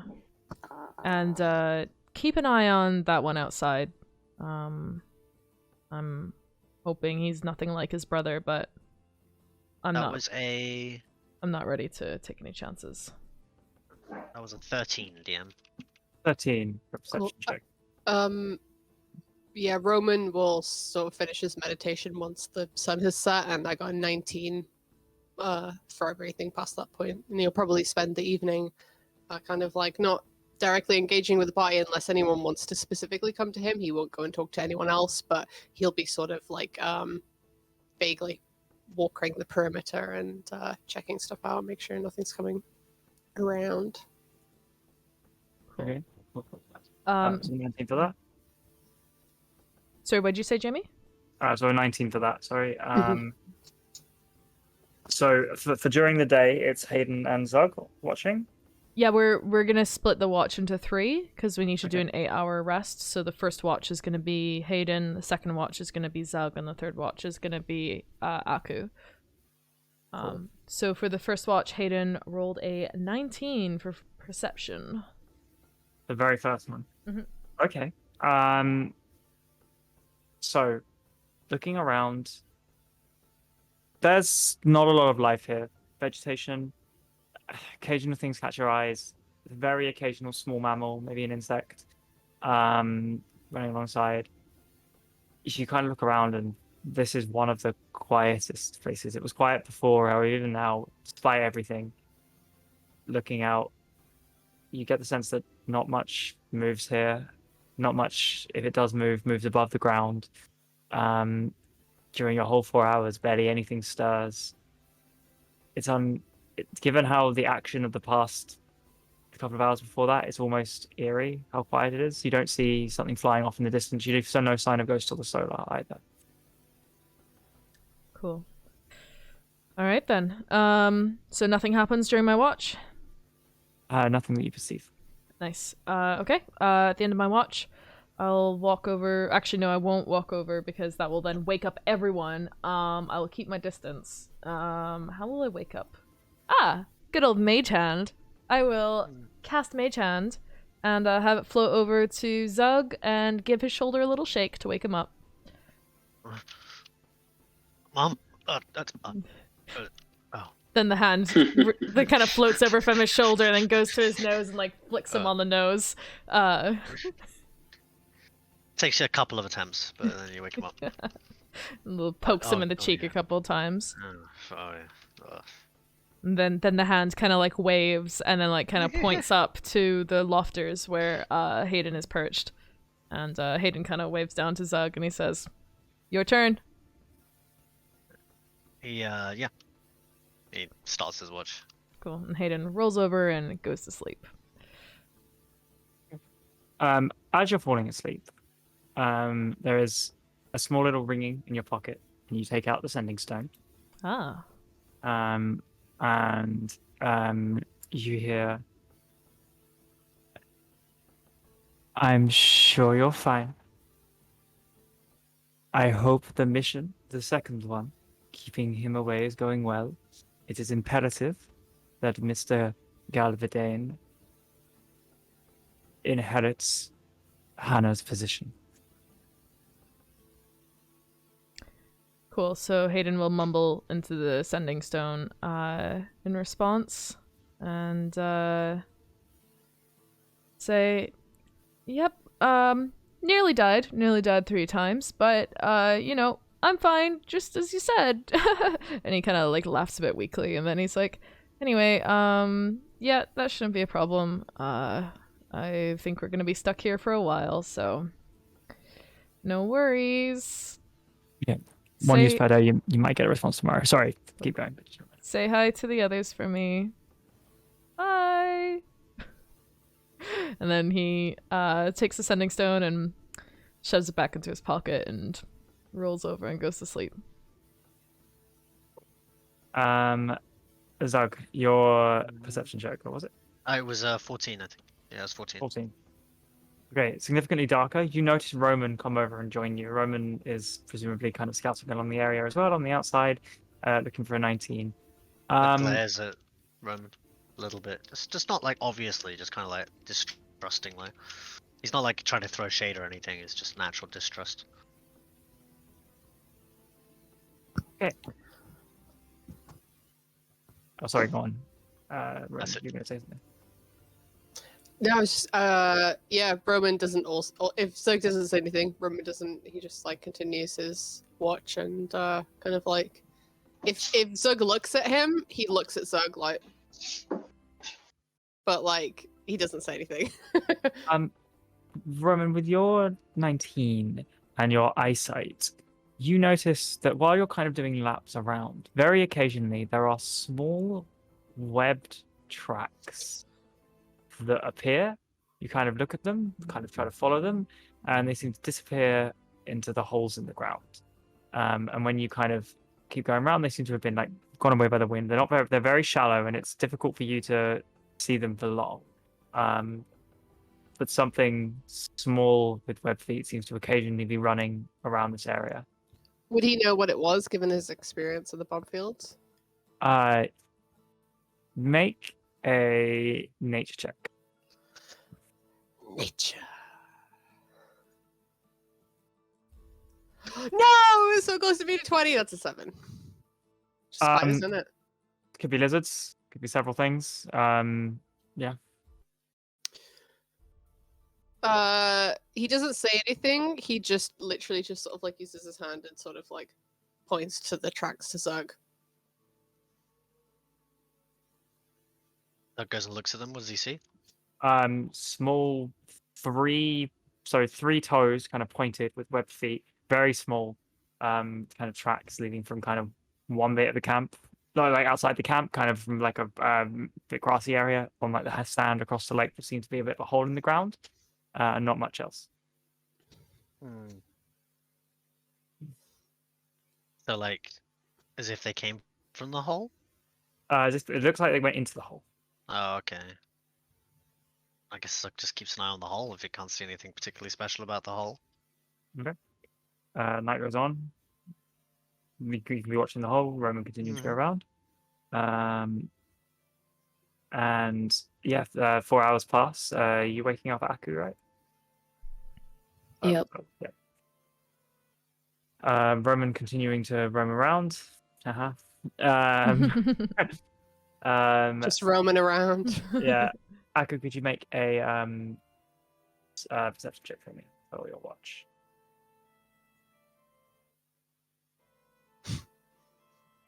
That's a 10. 10. I'm Okay. so done. As you kind of wander around, Roman, you notice every now and then Aku seems quite focused on other things. He kind of like kneels down, and you presume it's to do with the It might be to do with the tracks you saw earlier. I presume he's seen them as well. And if you guys don't talk to each other, I'll say you're generally kind of patrolling or sitting down watching separately. I could just seem quite preoccupied with something, but I don't think Rome's too interested. Okay. Could Roman repeat the perception check? Certainly can.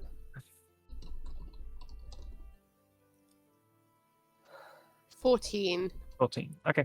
No. You'll watch both of you, and you notice Agun keeps giving very angry Wait, stares. sorry. I think this is not rolling correctly. Okay. And I realize that will be the same for my yeah, it's rolling because it's sorry, I'm so sorry. It's rolled just 2 dice and added them together because it thinks it's rolling disadvantage, but it's giving me the result as 2 combined dice rather than like a roll plus my modifier. Yeah. So that was a 14, right? That's 9 plus 5.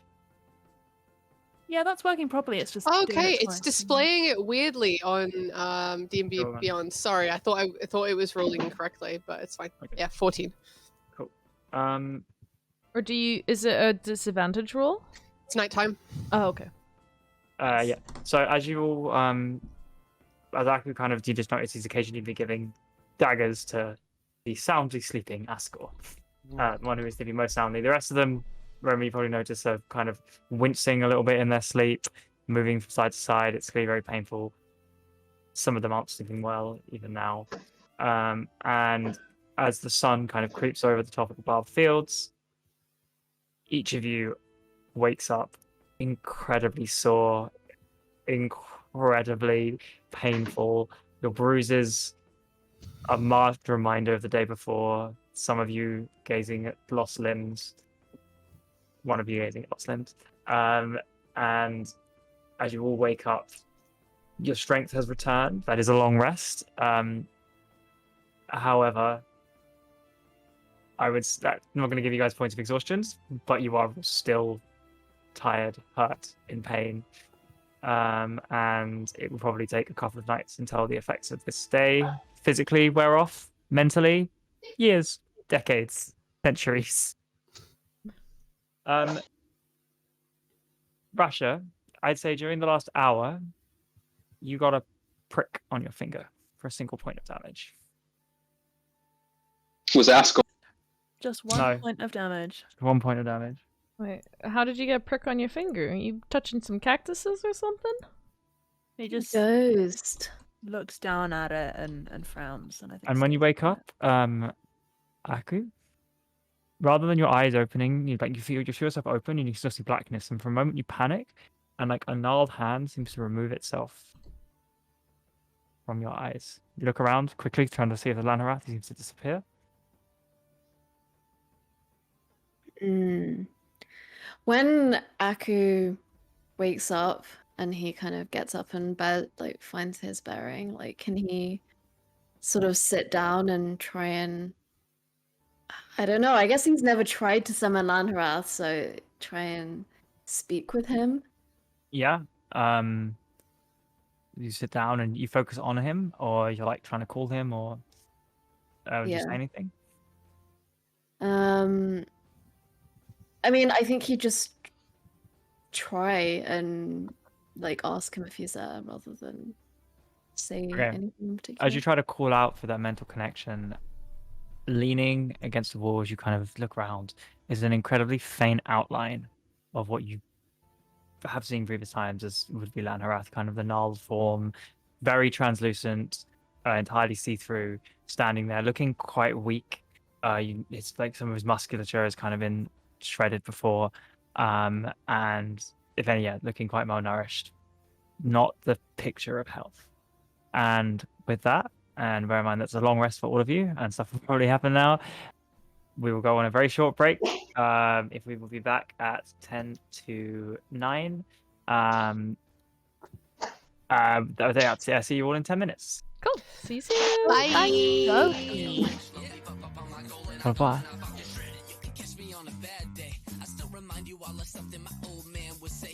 Take a shit hand, a bitch slap from life, and guide some real strife into something that don't look like a sad case. Caught up in the rat race when you just want the rap race, begging for fan face and carve the time to carve your own space. But they say nay, the DJs don't play your life's work on radio. You say this isn't hip hop, you could say this bitch dropped his bars down a well, and you can smell that shit cause it's rotten. And my reaction would be to not give you traction, flashing middle fingers for good fashion, fishing out them bars, resume the action. And actually I don't care if I cash and could take forever, for my sound is ever meshing and mashing with what they sincerely wanna hear, what they like and they're rapping. But I ain't never been popular, so I'm comfortable with that shit. I ain't saying that it's easy, baby, but goddamn it, is it complicated? I got scars to prove it, taking steps to date. It's just a matter of time before we make it. I ain't saying that it's easy, baby, but goddamn it, is it complicated? I got scars to prove it, taking steps to date. It's just a matter of time before we break shit. I don't really know if I'll ever be stacking Benjamins, but got on good authority that bars could become venomous, enemies to my enemies, and practices my sentiment. Challenge myself like cinnamon, psychopathic, I'm Dennis, and always sunny and funny enough. I don't crave the runny yellow rays of sunshine as much as everybody else. It's not that I like it gloomy and rainy, I just don't check. I got blankets over the windows to keep my recordings echo free. I'm satisfied to be inside, I'm all the time up in my mind. An automatic fire until I'm shooting blanks. I kick the writer's block and it's crotch and don't stop until it's dropping my words and cursing me while I'm yelling thanks. Cause you gotta take back what's yours, and if you never had it, we'll start at your ground floor. Ignore the entire world that you can't be ignored, then go make yourself a ruckus. Say fuck this, I'm kicking down their damn door. I ain't saying that it's easy, baby, but goddamn it, is it complicated? I got scars to prove it, taking steps to date. It's just a matter of time before we make it. I ain't saying that it's easy, baby, but goddamn it, is it complicated? I got scars to prove it, taking steps to date. It's just a matter of time before we break shit. Yeah. The problem is, I've been keeping my eye on you. Ooh. Why don't you show me something you got in the tank? Ooh, words count for nothing, you can't buy food with a thank you. You run your mouth about how you be crafting dank brews, but another month is passing, your Spotify's still blank. Boo, thought you were gonna paint too, you were making gains too. This is kinda lame, you're still looking like the same you. Never take the blame, you. Video games, you ambition on a tame route, looking like a lame you. And I ain't saying this is easy, baby, but goddamn it, isn't complicated. I got scars to prove it, taking stubs to date. It's just a matter of time before we make it. I ain't saying that it's easy, baby, but goddamn it, isn't complicated. I got scars to prove it, taking steps to date. It's just a matter of time before we make it.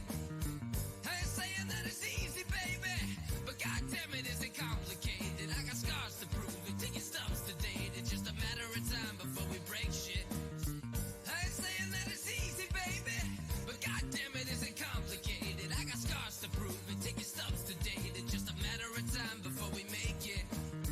I ain't saying that it's easy, baby, but goddamn it, isn't complicated. I got scars to prove it, taking steps to date. It's just a matter of time before we break shit.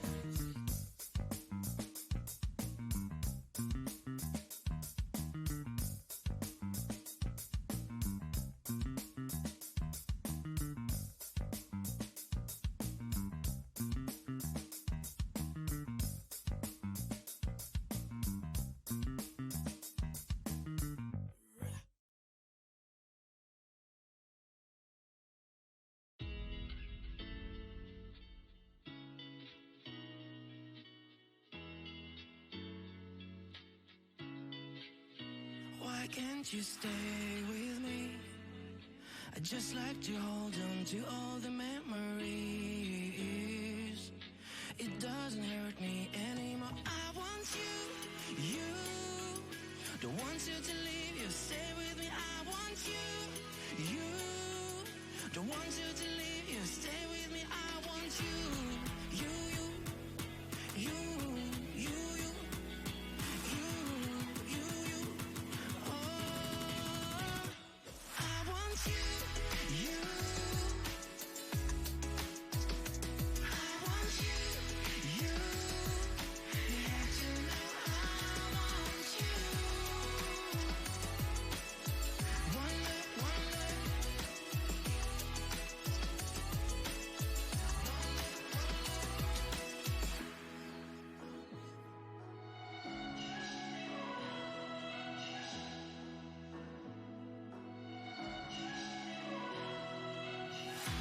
trying to get to your love, but you say it's too late. You got inside my head, my head.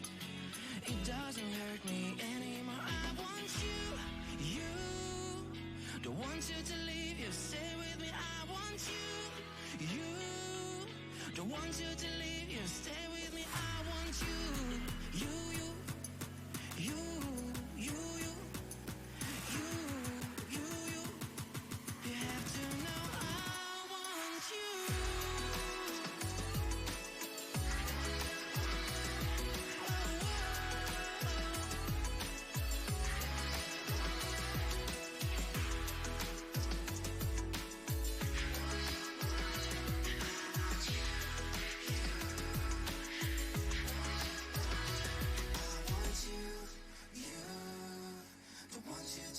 Stay with me, I want you, you. Don't want you to leave, you stay with me, I want you, you, you, you, you, you, you, you, you. Oh, I want you.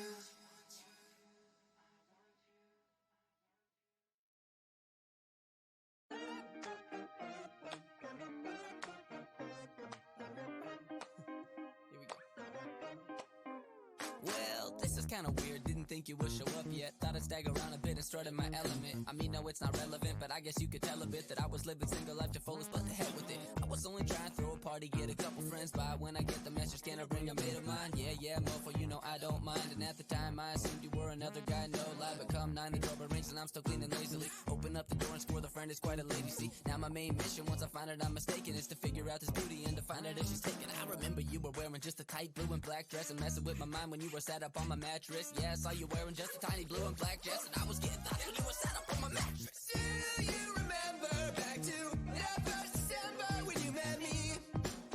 I could already see stars on the ceiling, but I had a feeling that I was just waking up.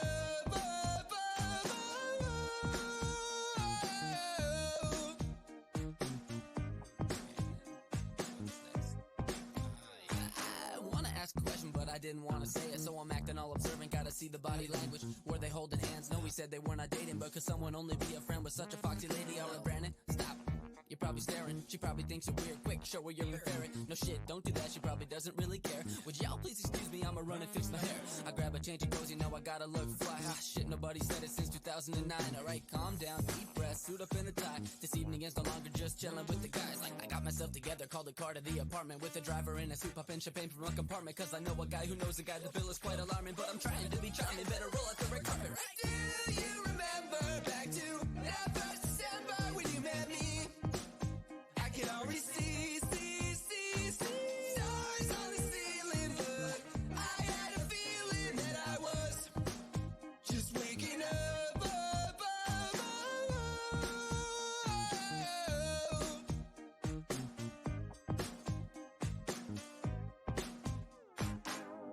I remember your eyes on mine when we started dancing. And for a drunken club, it was kind of romantic.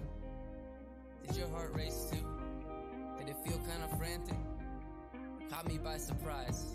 Haven't really been one to panic. And after closing time, after the subway line, you all came back to mine. I said that you could stay the night. The next part I remember well. Despite a hazy swell up in my mind before we said goodnight, I'm really not one to kiss and tell. I'm really not one to kiss and tell. But Do you remember back to that first December when you met me? I could already see stars on the ceiling, but I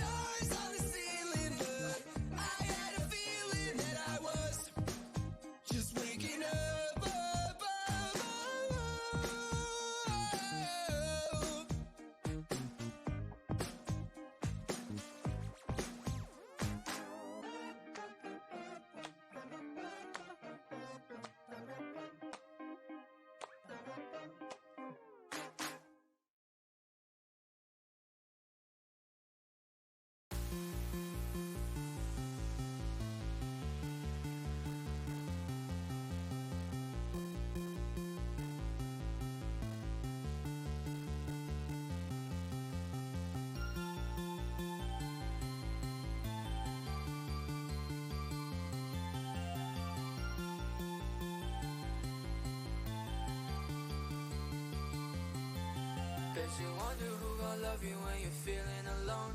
When you're calling every number that you save in your phone. It ain't no one picking up and you stuck with the tone. I will. No, you wonder who gon' love you when you're stuck in a rut. You don't wanna talk to no one, so you lay in the cut. And you trying, but it's never enough. I will. I won't leave you lonely, baby, I'm alright. I know you don't really know me, you gon' have to try to put a little trust in me. It ain't no one that can love like me. Nobody. Nobody. Love like me. It ain't no one that can love like me. Nobody. Nobody love like me. It ain't no one that can love like me. Nobody.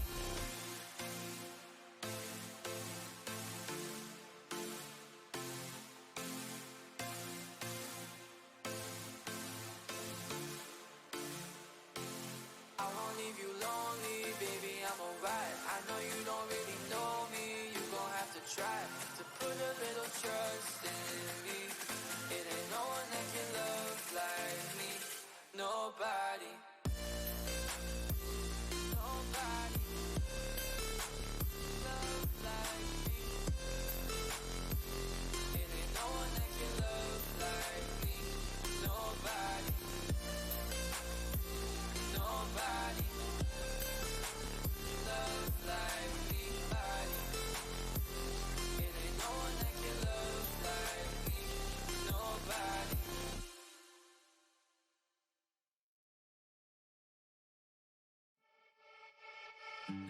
Silence fills this empty space, and I can't get out the stain you left on everything. Yeah, you're all over me, but I'm not over you. Time hasn't healed, 'cause I still feel the bruise. I don't wanna do this anymore. If I'm better off without you, then why don't I feel any better? Sticks and stones can break. Welcome back, everybody. It's been a fairly interesting session. We've seen Ascor be under the effects of the Feeble Mind spell and have the group be compared to that. And the group have found the best resting place they can, watched carefully during the night, and seen a few tracks near camp, but nothing too alarming. And during the night, Haydn received a message, and Aku was woken up to Lanharath's hands covering his eyes, and has summoned him, perhaps for the first time, as his translucent, malnourished form kind of seems to be leaning up against a wall. Just looks at you expectantly, Aku. But like, is he? So it's like in previous, he looks like he's there, like with Yeah, he me, looks solid. but no one else can see him, like just looking around. He's like a proper No. solid lad. Proper solid. He's appeared. Sorry, he's appeared to everybody before, but that seemed to be a specific time. This is not that time. He seems a lot weaker and less able to protect himself. So, I suppose I owe you thanks for blocking Kaifon from my dreams. All part of the pact. What's happened to you? You chose not to be part of that pact anymore. What, so you just die? Slowly, we are sustained by our connection with you.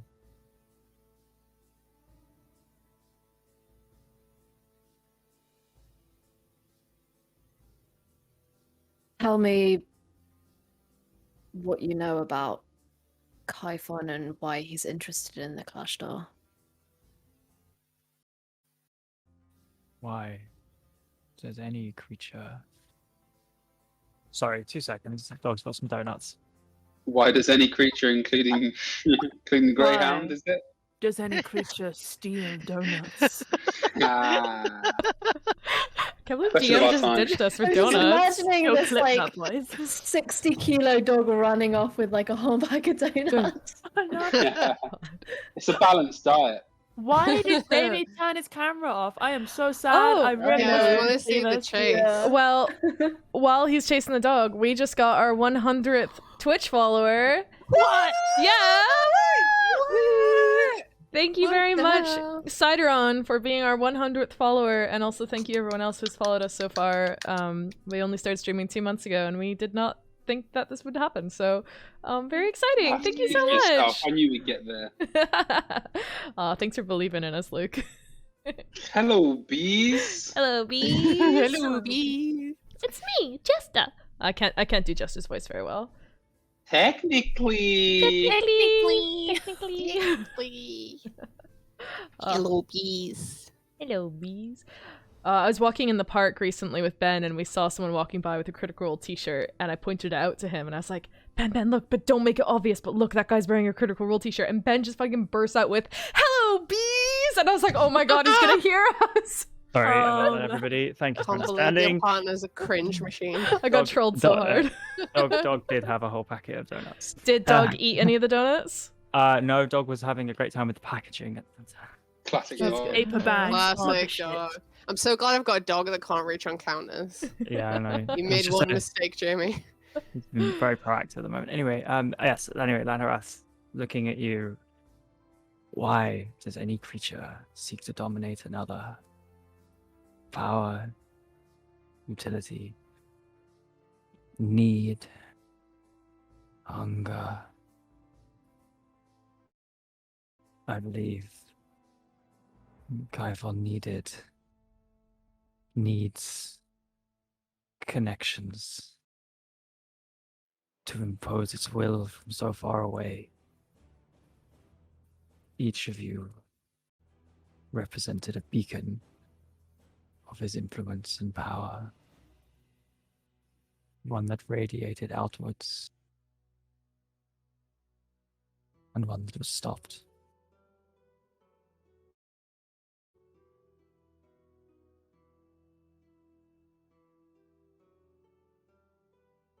But Ghost. And then he kind of looks a bit doubtful, like, you know Ghost, right? The tiefling that was accompanying us. He kind of seems uncertain of how much Lanharath has actually been like. I still There. see with your eyes.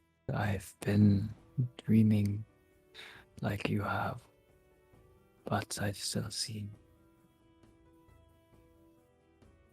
He mentioned that he would come for me and my people. Do you know what that means? Why us? Why me? I shouldn't be dreaming in the first place. No, you shouldn't. It is my duty to ensure you don't.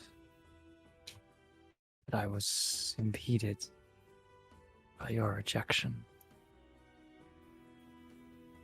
I suspect, on top of Ghost, more followers, coerced, forced or not, will allow him to reach out, wrap his tendrils further and further around.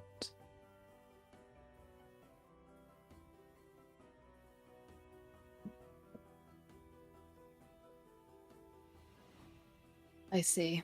And he kind of looks like awkwardly, like he has no intention whatsoever of rebonding with Lanharath.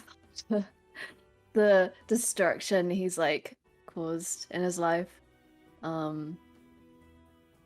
He just kind of looks at Lanharath and then looks away.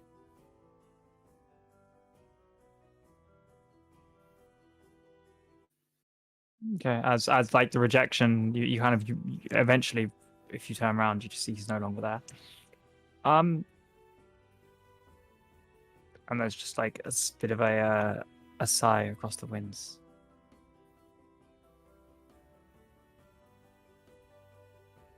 Um, They try Rasha, guilt trip me for being in an abusive relationship. Rasha, you're 22 passive perception. I think it's 21. 21. 21. When you wake up, it's weird. Your eyes are pretty twist over. You feel you're pricking your finger. You look up, and for the briefest of seconds, you could have swear there are two yellow, small, beady eyes staring at you from a leathery face that quickly disappears almost as quickly as you saw it, and seems to snap back under the dirt. Wait, there is a tiny leathery baby or something. It's you know, with A leather creepy eyes, baby? sort of thing. I saw. I just, yeah. Or maybe it was a dream. I don't know.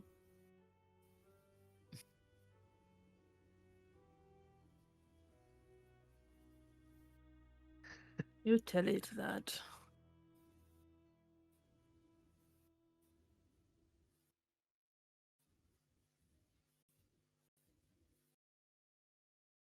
Yeah. I just realized I was on mute on stream.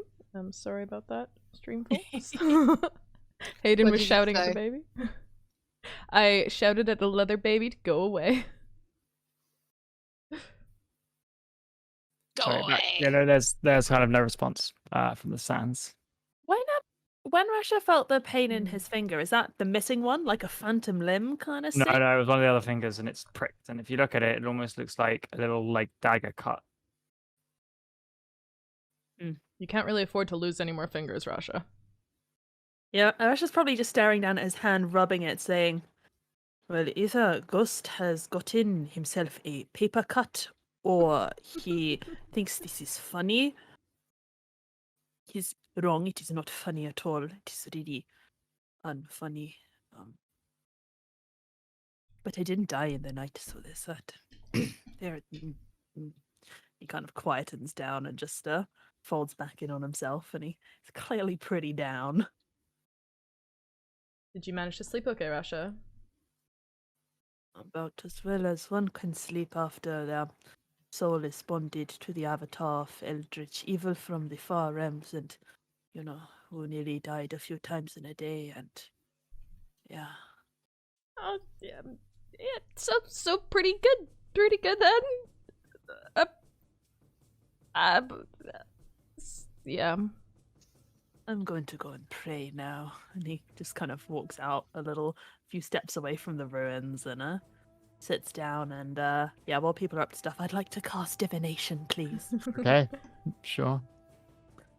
So yeah, he sets up a little pile of rocks maybe in the sand, draws out a Geb symbol around himself, and it kind of traces vibrant gold lines of light in the sand.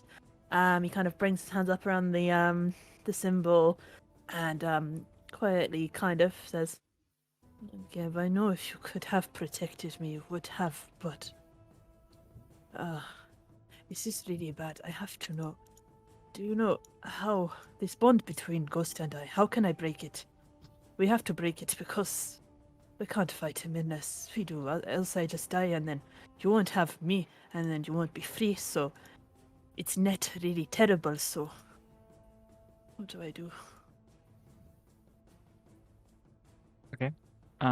It's not 2 times, is it? No, that's it. Yeah. Short range. Truthful answer, but you can be cryptic if thou so wishes. So there's a reply in your head. Again, a voice. It sounds fainter than you've heard it before. There's still kind of the ever so slight ringing of what would maybe be hammers in the background in a large forge. I wish that I were free, that I could protect you fully, Rasha. As for the bond, forged unlike anything I have seen, it would require a great favor from a free god or incredible arcane power to break.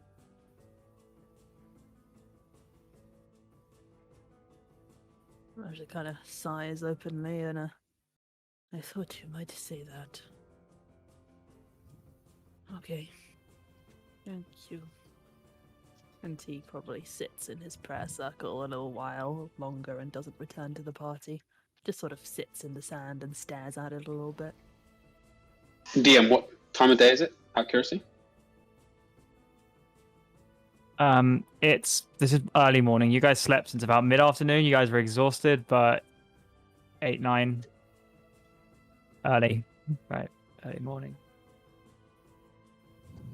I think Rasha in that case will probably hear from a distance. Just very distant away.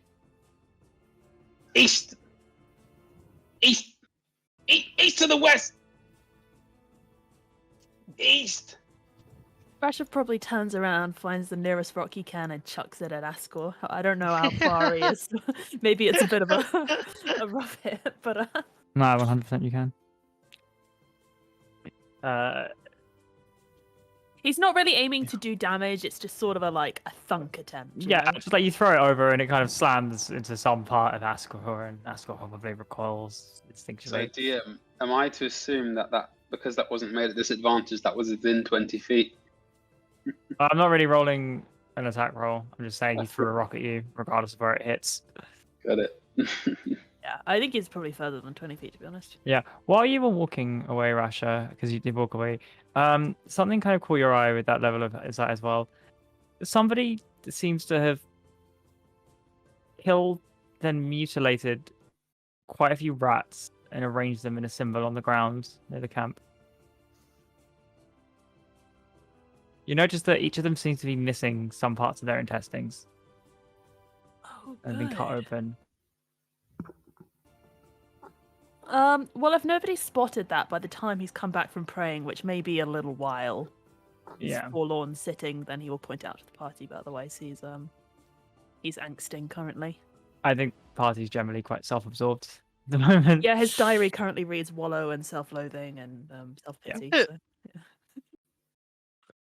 Yeah, as you come back, so Rasha explains to you guys what he saw. Yeah. So there are like little mice without bits. You know, you see this? Without bits. What? Yeah, like mouse bits. What do you mean? You know, the bits Mouse inside bits. of the mouse. What, like their intestines and stuff? Ah, yeah, that one. Wait, Intestines. Where? Yeah. Where is this? Like they were removed or they weren't there to begin with. I don't know. Maybe do mice have intestines in this place? Maybe they don't. Haydn Probably. puts his hands up to Cheez-It, his fine familiar mouse that's sitting on his shoulder, and he covers its little ears and he says, "Don't listen right now, Cheez-It. Don't worry, you'll be okay." Just sounds like someone having a completely normal one in the Barbed Fields. Is that normal here?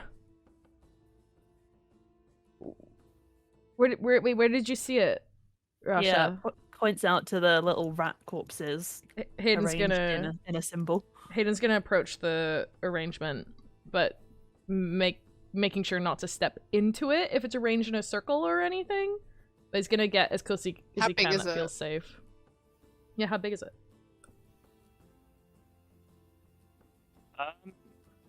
There aren't that many rats in it. It's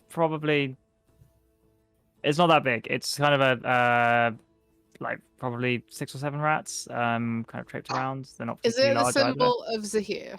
No, Okay. Can I? it's not a religious symbol any of you kind of recognize. No more questions. Those of Ryan. you with religious things doesn't seem to confer to any of them.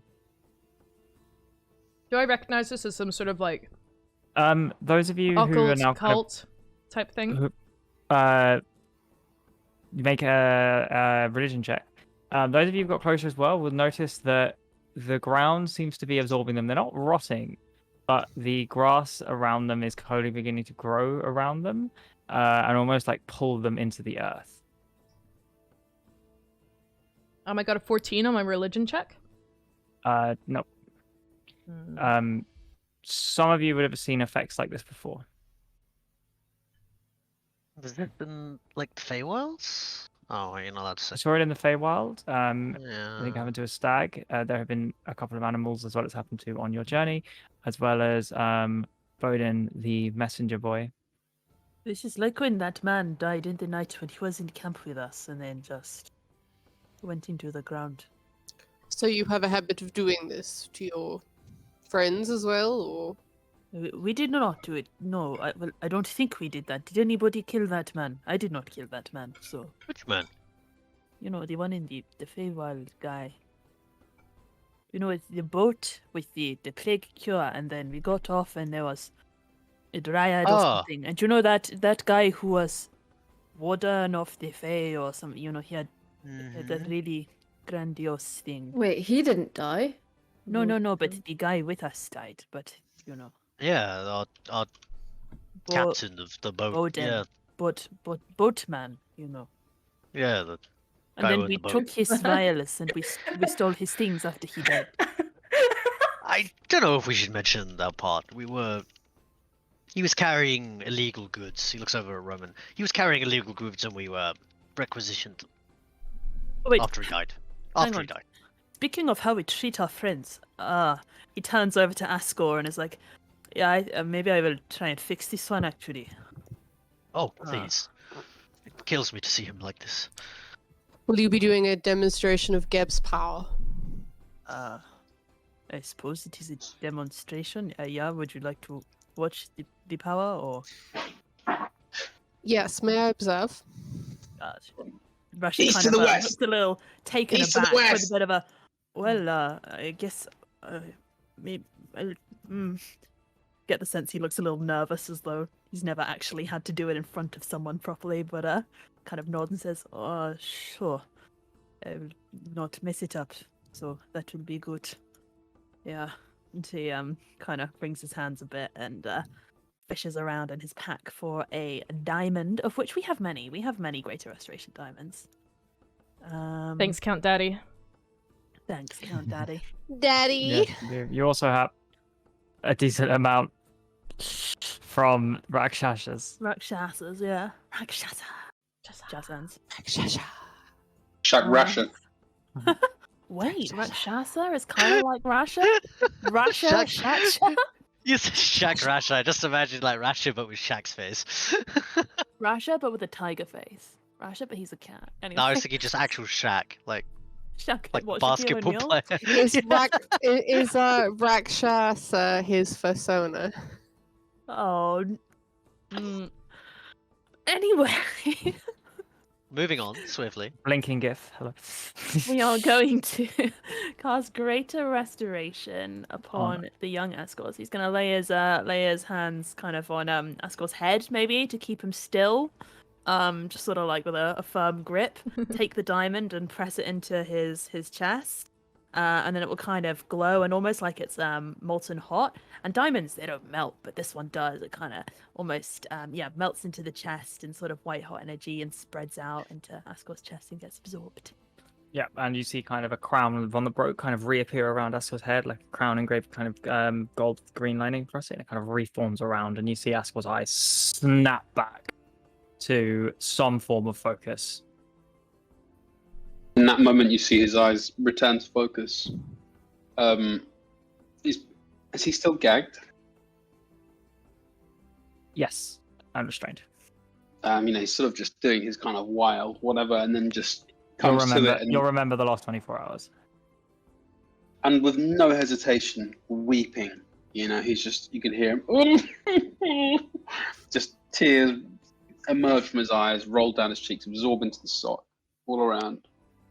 And he's not having a good time. And he's so emotional with the trauma of whatever that was. His pigmentation is just changing. His eyes are just changing colors rapidly, you know, uncontrollably as a warped sorcerer. He just weeps. He looks at each of you as he weeps, and then just down to his lap. Rasha immediately withdraws his hand and just says, "Okay, I cannot deal with this." And, Yeah, as this happens, Roman kind of like takes a step back as well as everyone else probably does. He's like, I don't mean to be rude and presumptuous about the way you channel your divine energy, but did you harm him? I thought you were supposed to be healing him. Well, he actually cries quite a lot about a lot of things, so Ah, I see. So, he's probably fine. But also, I don't really know what I healed him off. Just it felt like the thing to do. Normally, if there is a problem, I take a diamond out and I put it in the person, and then it is fixed. fascinating. Yeah, it works with death as well. It's really cool. Ascor seems to be choking, convulsing and choking with the sock in his mouth. Wait, is he Um, still You hear him. restrained? Yeah. You hear him gagging. uh-oh. Aku just watches with glee. Guys, could someone, He's quick, now convulsing somebody, violently. Haydn runs forward and he tries punching Ascor in the stomach to see if that'll... And I'll just take What? take this sock out. Was it? Ascor, you can take out the sock yourself. It's just a sock. Is Ascor tied? Sorry. Yeah, he is. Oh, And he's now really just like he's gargling like. Haydn, just take the sock out. It's... I thought, Shaking you know, like when violently. someone's choking, you're meant to like punch them in the stomach to help them out. Just shaking violently. Okay, I don't want to. hang on. Rasha's just gonna crouch down and just, I guess I'm a medical professional, so... Yeah, you should take over here. I'm just gonna cause more harm than good. Go for it. And Haydn steps back and he's like, "Ooh." Takes the sock out kind of suspiciously. Muttering a, "Don't bite me, though." And as the sock comes from his mouth, both out of his nostrils and his mouth at the same time, just comes vomit. Oh. And I don't know, Dean, would that catch somebody on the wrist who was pulling that sock out of the mouth? It's projectile vomiting. Yeah, what? Is that? It's not acid damage. Yeah, he's been sick on you. Ew. And it's just wailing. But looking to each of you as if like some kind of pleading operatic performance, you know, just hands still bound. Roman just, as to anyone stood near enough to hear, saying, is it too late to change it back? No, Are you he's sure normally you like fixed this. him, Rushaval? I feel like he's the same as he was yesterday, but more vomity. Rasha looks down at the vomit coating his perfect golden gleaming armor with a very, very deep frown. Ascor, are you back? Are you there? Ascor's just he responds to you, but only through body language. He's still wailing and sniffling and, you know, spitting, you know, dribble, just his dribble and his vomit at the same time. He's distraught with whatever experience that was. Rasha looks up at Roman with a, "How long did you say you spent in the nether reaches of the far realms amongst the tentacles and horrors of those things?" Roman looks down at Ascor and then looks up at Rasha in the eye and he says, "Clearly not long enough." Do you think maybe we could put Ascor there for safekeeping? If you could get in touch with my brother, I'm sure he could arrange something. And Ascor looks at Rasha and he says something through this crying. His eyes, you know, just half closed with just the excruciation of his condition, of his psychological condition. And he just shouts like, "Why didn't you give me milk? It's all I needed." Okay, I'm done here. Stands up and moves to clean his armor however he can. And as he Aku does that, he walks just shouts, over "How to- could you?" Aku just like turns around, just very, very amused. Turns around and helps Rasha clean his armor. Thank you. DM, Filled with hatred. quick Yes. clarification here. Does the Greater Restoration that Rasha just did fully heal Feeble Mind, or is it like that spell in Clute's campaign where we have to cast it multiple times to heal each point that was removed from No, the it's spell? a complete healing of the spell. Okay. It's not going to be 20 times up till. So the I other was one is like- lesser Yeah. restoration. This is greater and it costs a lot of gold. I was like, this is gonna take a long time otherwise, but okay, cool. That's good. I Yeah. have a question as well. Yeah. You mentioned we're not completely healed after that night's sleep. More that physically you're just all exhausted, tired. just tired. Okay. Cool. Okay. Wait, so did we actually complete a long rest? Yes, you will Okay. complete a long rest. A very Oh, long sorry, guys. rest. It's Yeah, like one of the things in D&D where like 10 hours of sleep doesn't fully heal all the wounds you've got, but for Yeah, the how sake of the could it- stat block, you're back to great, but you're all like exhausted, tired, cuts everywhere, still like beginning to heal. Cool. So we're like emotionally exhausted, but stat wise we're good. You're good. Okay, cool. Nice. How's And this Ascor plan? just wails one more time, like, it was so horrible. I was trapped. It felt like I was trapped with somebody else, but it was me. It was me, but smaller. Did you you have any nice dreams while you were baby you? Ascor's still crying, but he looks at you. At that comment that just didn't respond to the gravity of his experience. He just begins crying again and just sort of mouthing nothing, but looking at you. I don't know, guys. I think he's back. It's okay. It seems your friend requires further healing. I don't think there's anything can be done for this one. We can't heal him from being a dickhead. I have tried. Oh, we've tried. Anyway, should we go back and get the Moorbounders? If they're still there, I imagine they'll be useful. Maybe we can find Rasha's finger too. And hope that the Solar is not there, or has not killed our cats. And hope that Ghost also isn't there. That'd be awkward. I don't know, which should be worst. The here's Solar or Ghost. I would It- quite like Well, it if his ghost was there. Why? why? Because he goes, well, I mean, you know, teach him a lesson. But we can't. Why not? Hidden gestures at Rasha. He Oh, will yeah, die. We can't Oh, kill a I mean, ghost we don't without know. killing me. I see. But we can kill the Solar of Zahir without hurting anybody. So that wouldn't be so bad to bump into. Unless he, I don't know, has anything with somebody of us. Yeah. Well, should we get moving? Yeah. Sensible idea. Alright. This is the worst, guys. This is really just the worst. This is just the worst. Slowly walking back. You guys being stealthy when you're moving back? I would say so. We're not in a rush. Yeah. Cool. Stealth checks all round. Cool. I'm gonna use Pass Without a Trace. What do I do Oh, again? hell yeah. Try to keep an eye on the sky as well.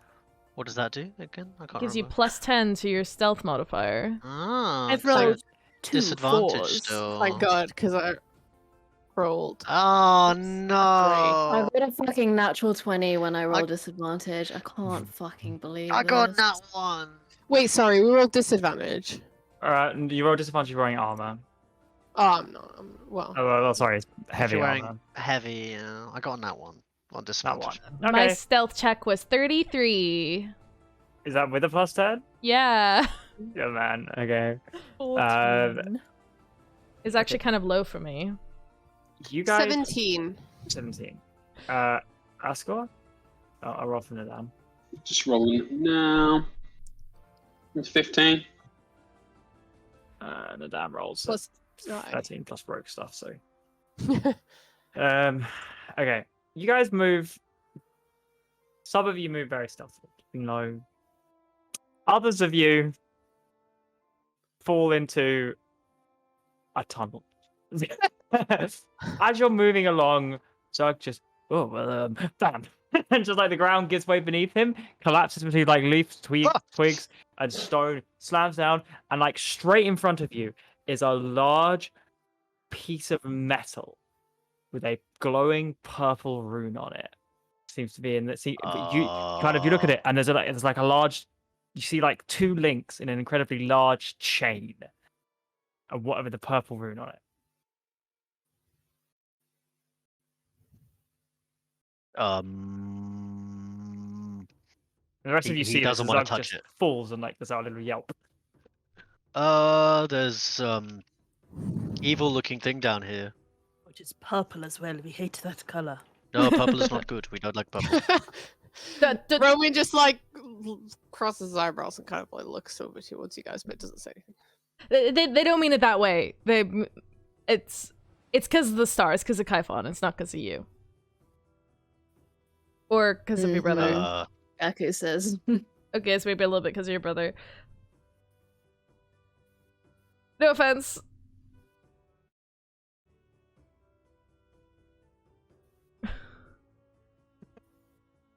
I don't want to touch this. Can someone help me out? Wait, what did you trip over? Don't you have wings? Oh yes. He just Just keep flexes his wings, just like flies out of the hole again. Does Yeah, anything and- happen? No, you can all see, kind of looking down the one like part of the tunnel looks to be this chain, and the other way there just seems to be a tunnel that goes like burrows deep beneath the ground and kind of goes on in the dark. Those of you with dark vision can see it kind of cuts off after about 20 feet and kind of the hard right. What does the rune look like? What do we have any idea of what it might be for? Or Yeah, make an Arcana check. May I make an Arcana check? Absolutely. Looking at it. that's a 7. Zug is just scared of it, so he tries to leave immediately. 27. 27. Wow. Okay. Given your knowledge and your experience in working with ghosts, Elenia, and all these things, as well as kind of your line of work, this makes a lot of sense to you. This is what would be the beginning. It's abjuration magic, certainly. You can tell that. Very old abjuration magic. What languages do you speak?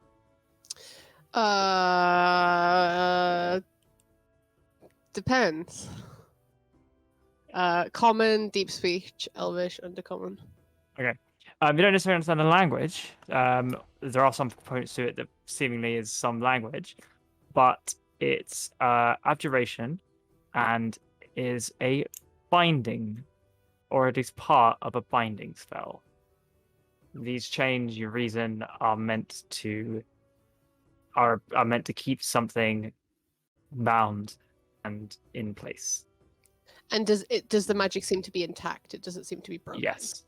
Okay.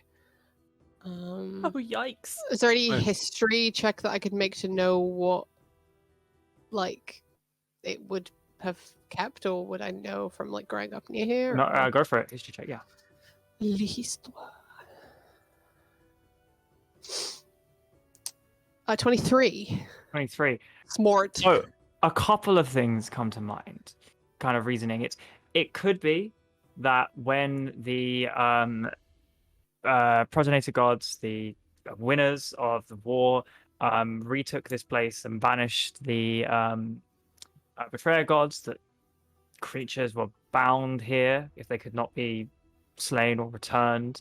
It could be that this was a prisoner or something of the betrayer gods that was long left sands of time. It could be something hidden deep down, and this is here to bind it and keep it in place. Nothing that you don't know with the 23. You still don't know any stories about creatures. Kind of. Well, obviously there are creatures' stories and things trapped here, but this doesn't seem to call to mind anything specific for you. But using your reasoning with that, there's a couple of strong possibilities, and judging by the size of the chain, it's a large chain. I don't think it will harm you should you touch it, but wouldn't linger. Well, I'm not going to touch it, so I'm not lingering. Those of you with dark vision, and and high perception. I'd say over 15 passive perception, and with dark vision over 15 passive perception. Me.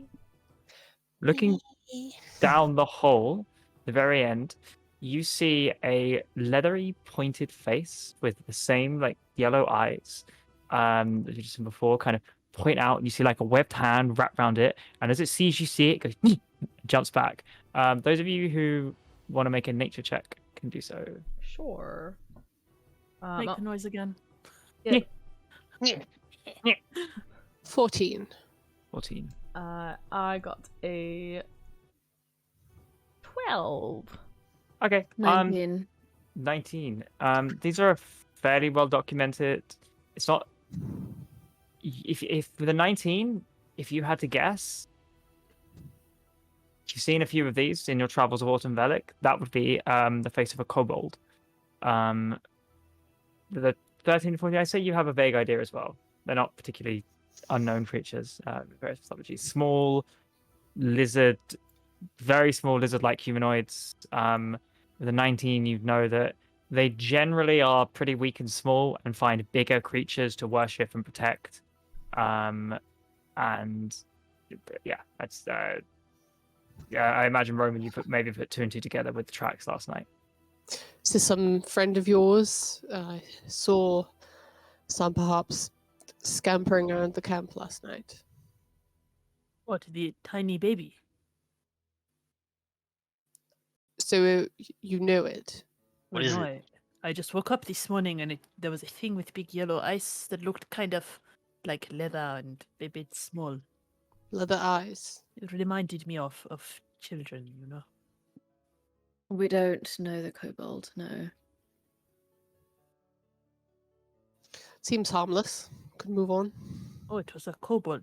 Do you think it did the mice and it took the intestines or something? Is that what kobolds like to eat, maybe? Maybe it wasn't. Would I have any idea what kobolds eat, DM? Maybe... Kobolds are carnivores. They will eat any and all meat they can get their hands on. Seems strange for it to leave the meaty bits, if it indeed was eating them. Certainly done with more purpose than that. Those rats. Maybe it's like, like gourmets who, like, they go to a restaurant and they'll just like up like just like the eyeballs and like the intestines because they're too good for like the meat bits. They give that to all of those poor folk. Think little leather baby in the Barbed Fields is a gourmet. Maybe it has discerning tastes. You know? If all you eat is rats all day, maybe you start to get a taste for the good bits, and you're like, actually, the eyeballs and the intestines are the bit that tastes good, and like the thigh meat is like, well, I'll leave that for some other one. One would reason the intestines would be the worst tasting bit of a rat, given that you'd be eating what it eats, and the things available around here for rats will be largely, probably the feces of other large creatures. So it's like little sausages then. Filled with shit. I don't know, I'm not a kobold. Maybe they like that. I can't fault your logic on that, I suppose. Why did you go and ask him? I don't speak kobold. Anyone here speak kobold?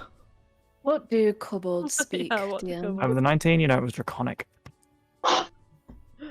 Like, Well, I don't speak Draconic, so I'm gonna stay silent. Doesn't one person speak Draconic now? Who? Zug. oh yeah. Oh, you speak Draconic now. Only if he. I mean, has the kobold said anything? Just. I What does that A translate to? shocked little scared noise. mean, Uh. who would speak Draconic? It's not exactly the normal language that you learn. Quite. It's a shame that none of us speak Draconic. Probably something that dragon-affiliated people speak.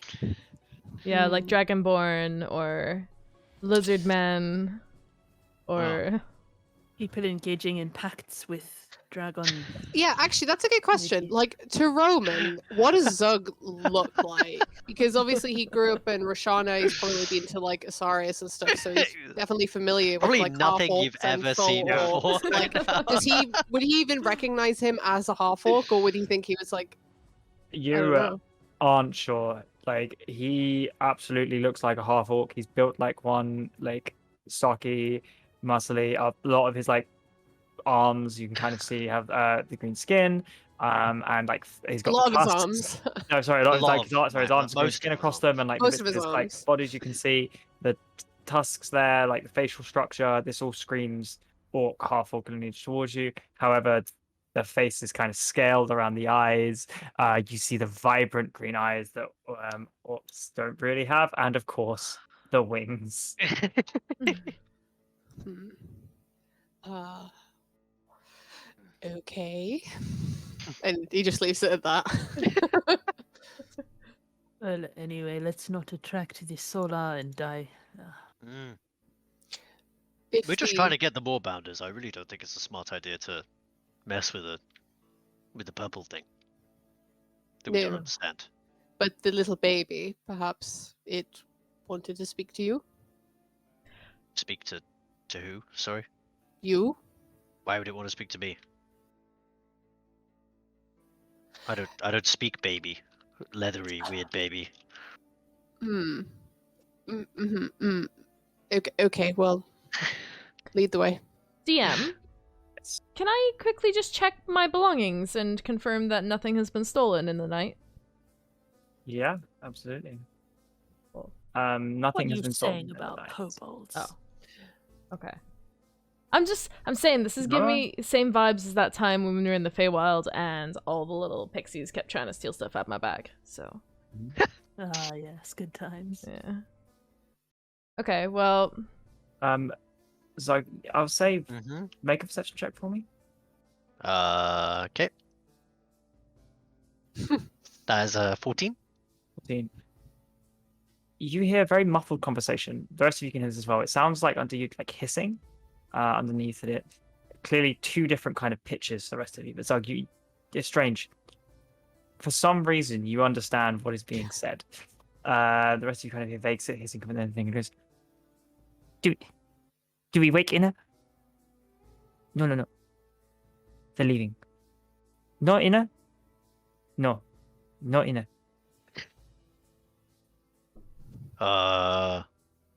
There's some little things talking nearby. I thought you said you did not speak, baby. I don't speak baby. What are you talking about? They said. What do you suppose the little things talking are then? I mean, If not babies. they're just speaking weird common, I guess. I don't know. What else would they speak? Do you not hear them? It's kind of like hissy. It's a weird sound. They talk about waking some sort of inner something. Nobody? Can't hear that? Wait, can we hear it? You can hear like very, like it sounds like snakes hissing under the ground, like that kind of like sound, but far away down the tunnel for all the rest of you. Zug barely makes out half the conversation. Yeah, talking about inner waking something, which doesn't sound good to be honest. I don't know whether we should be waiting around for them to wake up. Whatever the hell they want to wake up. Is Ina and Rasha looks at the purple rune. You know this thing or what? I don't know. Something like this, a kobold wouldn't have the power to awaken. Wait, we keep Oh. saying kobold. What is a kobold? Yeah, what is a kobold? Like little guys from, you know. Little leather baby. Right, the leather baby. Hayden Little leather casts baby. minor illusion and kind of conjures a little 3D model of a kobold that he recalls from reading in some textbooks, but also just from what he's just seen himself. And he's like, "This is a kobold." That's gross. It's like Yeah, it's like a 'Cause it's like- snake dog. Yeah, That's- exactly. weird. Well, I'm sure they think you look gross too. Probably do, There yeah. There were a lot of them in Otem Velak. It is sort of, you know. They just run around tunnels and have candles and things. Well, I don't know about you, but I didn't find myself running around tunnels in Ordem Valak. Well, I mean, that's sort of my thing, right? I would suggest that if you have no dealings with them, that we should move on before they Summon awaken. inner.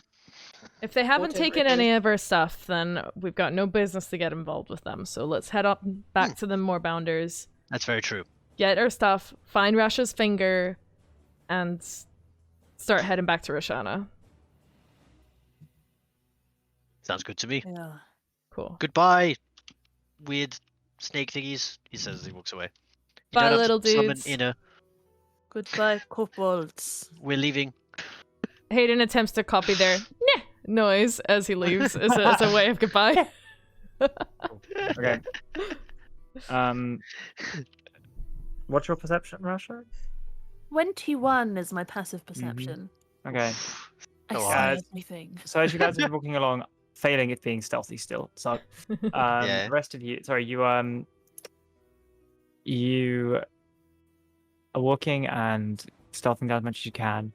Rasha, far off in the distance, you see almost imperceptibly as what looked to be a kind of a rock weathered moves almost to the side as you've kind of passed it a couple of 100 yards away, and you see almost as like a huge eyelid slides open, and there's like a huge amber eye with like its little slit down its snake-like. It kind of flutters for a second, notices you, the eye back down, and slides back to the side.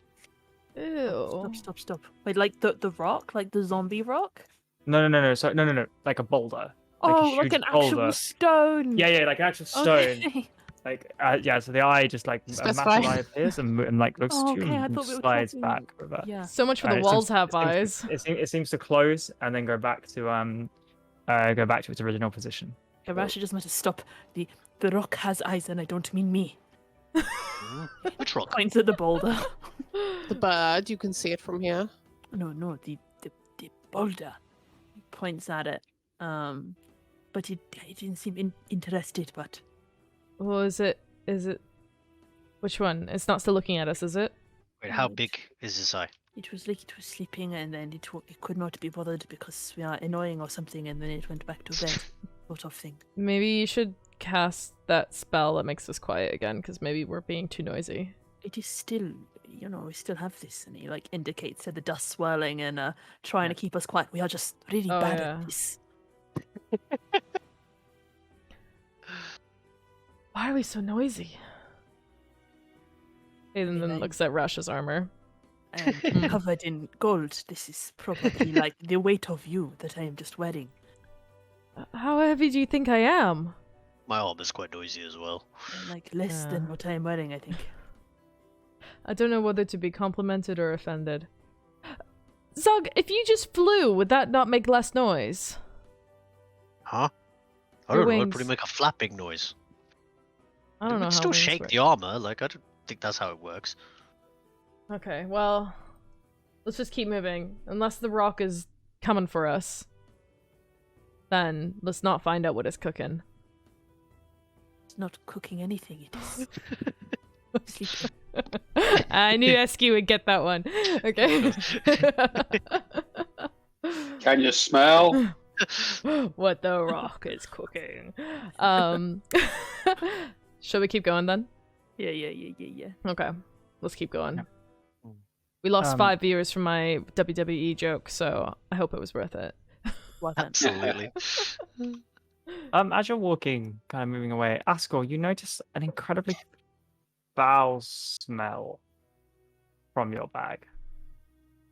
One of them on you, your coin pouch. Rotting milk? Ascor says, milk. Smell like. Oh my god, where? There's got to be a loose ration somewhere. Starts going through his effects and goes for the coin pouch. What does he find? Along with your money, beginning to slowly rot and also be covered in grass and moss already, quickly, somehow, rat entrails. Oh. Ascor drops it on the ground.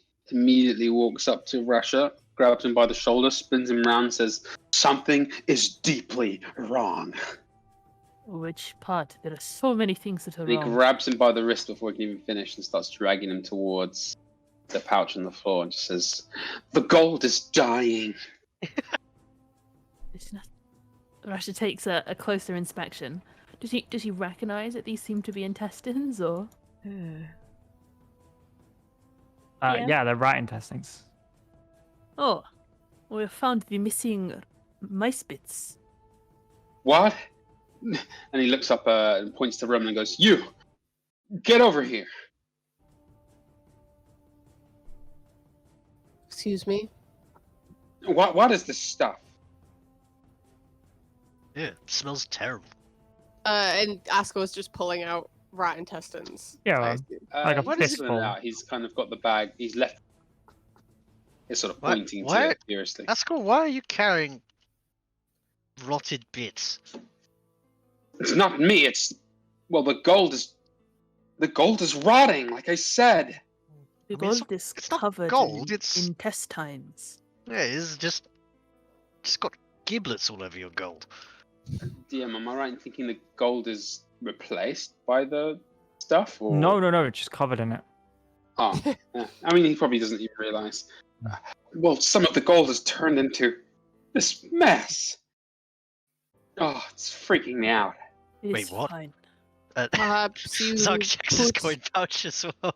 Perhaps you put those things in your previous state. I think it's unlikely. I was tied up. And that was all you're doing. Torturers. May I remind you, he was eating dirt before we tied him up. That is true. And if I recall, he ran away You didn't immediately. gut so- any rats, though. Unless you picked up pre-gutted rats and just And put it in your DM, coin do I purse. remember my experiences? You said I did. Yes. Slightly hazy, but you remember them. No. I remember. Nothing like that happened. Even under those strange circumstances. Well, you could probably wash your gold and it would come off. Well, it's not. It's the gold itself. Look. I mean, I see gold and I see giblets. I'm unsure of what you would like the rest of us to do about this. It seems quite unimportant. Well, what about your gold? And he sort of gestures to you, Roman, pats whatever sort of pockets or pouches you have. Yeah, so Roman came out of the portal with what probably used to be like a really fine, nice, Shorhassian sort of like Kryn Dynasty uniform, like ripped and torn, and sort of like bits of his own blood and kind of like ash and dust and all sorts on them. He doesn't have any bags with him. He only has his rapier across his So back. he Ascor pats Roman, sort of finding nothing, just discards him and just turns to Rasha and sort of pats Rasha. Well, what about you? What about your gold? I'm covered in gold. My armor is plated in it. And Ascor sort of holds you by both the shoulders and he sort of looks over side to side. Well, why is it mine? I don't know. My primary suspect is the little kobold. They do funny things. Don't know, It seems maybe you have it's- been pranked. Punked. You're pranked by a lizard dog. Maybe they felt like you are, I don't know, kindred spirits or something. I guess you are You put acting a bit giblets like in your them. gold pouch. That's such a weird prank. Yeah, maybe. DM, have I lost any gold compared to what I had before? It's the exact same amount. Same amount. Well, they didn't take any of the gold. And who doesn't take any of the gold? I don't know. Perhaps you're cursed. Kobolds have any understanding of human / other races? Yeah, they like shiny things. Money? Why they're attracted to dragons Okay. sometimes. Most typically, they worship dragons. Perhaps you've been cursed. Ooh. Well, go on. Explain. Well, that was my whole explanation. Perhaps they put them there as some sort of spell to curse you, bring you bad luck, or of some sort. DM, do I remember seeing any kobolds over the night? No. Sounds nasty. Should get that checked out. That can't be good. No, I didn't. Hold on, I hadn't seen anything. I would have felt something. You know. I remember pretty much everything from back then. Oh, Well then, it seems nothing is amiss. You just have some innards in your bag, and we should move on. You know, the Well, I'll leave a scale, new bag. Who's got a sack or something? you just take them out and I just wash it. What? With what? Not using our water. We've got to survive out here. I can just create water. you can Well- create water? Do that then. That's pretty fancy. Do that when we get our We were cats back. creating food and water the entire time we were in the Underdark. Oh, okay. Oh, yeah. Who do you think Forgot created all the about water? that. Who do you I think forgot created all about the water we had the bath in? Where do you think toilet paper comes I from? wasn't here. I wasn't here for the bath bit. I was away that week. Oh, you missed the bath in the Underdark? Oh, you weren't here for No, the I bath? wasn't here. Oh, I wasn't here for that. Oh. See, I'm that's so why we sorry. didn't Yeah. have Zug cannonballing into the pool. That's true. We need to have a hot springs episode to make up for it. Yeah, that's true. Do they have hot springs in Rosanna? We could Yes. make some. Maybe. Yes. Why do you do a survival check to get my search for hot springs? Try to find them in the Barbed Fields. Anyway, forgive me for being a little stressed about this, but I would like to try and find the animals that would bear us back to civilization. So, you Yeah. know. Yes. Let's keep moving, guys. Okay, well, here, and he sort of picks up the gold with a sort of with a pair of fingers and just sort of presses it to Zug's breastplate. Mhm. Now you carry this. Okay. Kind of like tries to pick the gold out from the nasty rotted giblets. Ugh. Okay. As you're moving on, slowly but surely you crest the ridge over to the crater that you know kind of the fight was previously, the temple deep below, portals opened, and as you will kind of creep up to the edge, gaze over, you see it was always a battle scarred and land, like a lot of it was ancient battles though, and you see giant rock laying there, been rotting already, but now unmoving, near the edge where you guys are running. You see what must be the remnants of the creature that got pulled through by a ghost, kind of its many tendrils and eyes and arms, and teeth just kind of beginning to almost melt into the ground slowly, forming pits of tar. The portals all seem to have left a mark on the ground as well. You see a very, very slight flake glowing of lots of different colors kind of scattering around, almost producing an eerie luminescence in this area. The large purple portal near the eye on the map seems to be drawing the most. And a figure catches each of your attention as sitting cross-legged, not having noticed you, in the center of where the ritual was cast, staring at where the portal was, on the ground, seems to be your former teammate. I'm gonna kill him. This was a mistake, my friends. Well, it's He not a can't mistake. It kill doesn't seem him. like he noticed us. No. Doesn't see us. Hayden's gonna wave to the group and beckon them close so we can whisper and be like, let's just go to the Moorbounders. We don't have to engage with him. A perfect opportunity to beat him up. We can't because we'll kill Rasha. I mean, go ahead if you want to. Roman, if like it seems like Zug's like moving forward or anything, Roman. No, will he's just, like, not, kind of- Oh, okay. Roman will put his hand out and he says, "As he is right now, and you are right now. This is not a situation where you can directly engage. I imagine. His undoing will be in formulating a clever plan, but a direct confrontation seems unlikely to turn in anyone else's favor but his." Why? There's just one of him. Come on. Yeah. Stronger than us. And also, I will die. I'm going to reiterate that, but... What do you mean he's stronger than us? He's like a... Shh! Take your voice You down. will shut up and listen for a second. Thank you. kind of looks a little stunned at Roman. What your tiny little brain can't seem to comprehend is that he is channeling energy directly from the fucking Far Realm. And he has positioned himself as the avatar of Kaifon. And if you knew what that meant, you would be very scared, and you would be... And he sort of, like, realizes, like... He's sort of, like... It's just very dangerous, so...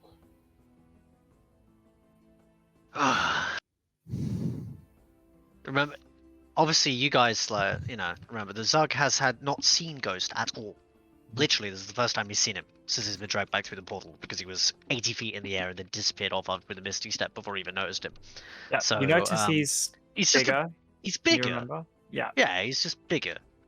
But obviously, from Zug's memory, what are you talking about? He's just I mean, he was never particularly strong. Just punch him in the face or something and fall over. Doug, after everything you saw, after what he did to Ascor and what we told you last night, really, all of us limped away from that barely. I mean, The fact- yeah, there was a giant the fact bird. None and of us are dead is a miracle. There was a giant bird and that big weird tentacle thing. Those And I seemed would pretty fight dangerous. 5 of them before I would go after Ghost. He just kind of looks kind of blankly. Why are you so scared of ghosts? He's not It's- Ghost anymore. It's not Ghost. That's Kaifon. That is the thing that is coming for the Kalashtar, and I can't Kala- the touch Kala- without killing myself. The Kala what? The It's Kalatar. What? Is, now's not the time none to of get you are into making it. any sense.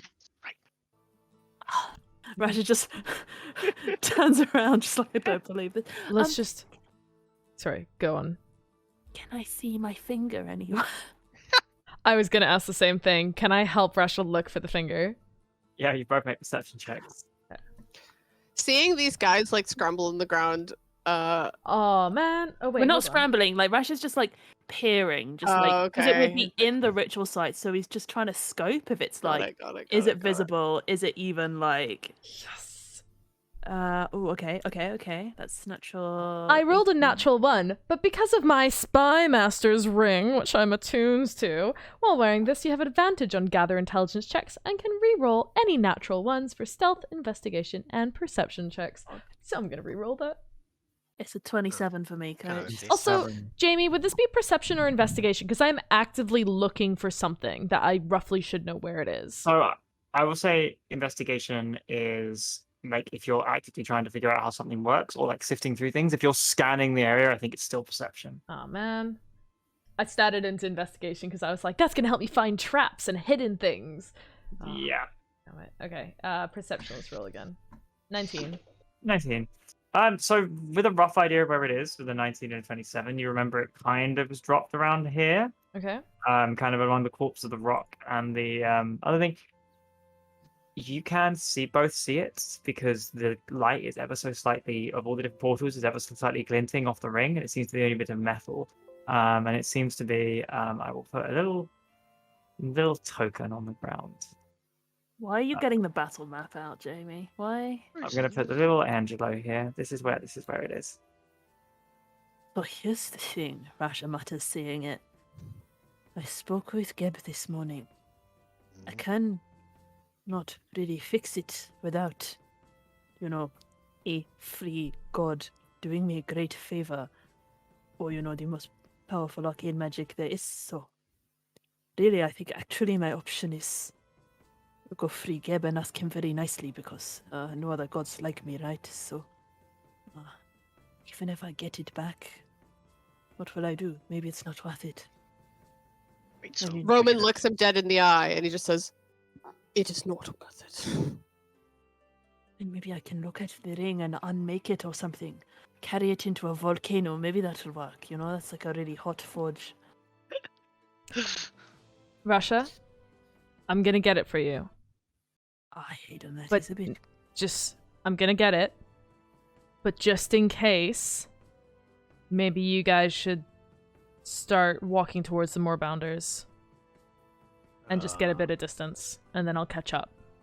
That is the avatar of Kaifon there. You cannot just walk up to it. I'm not gonna walk up to it.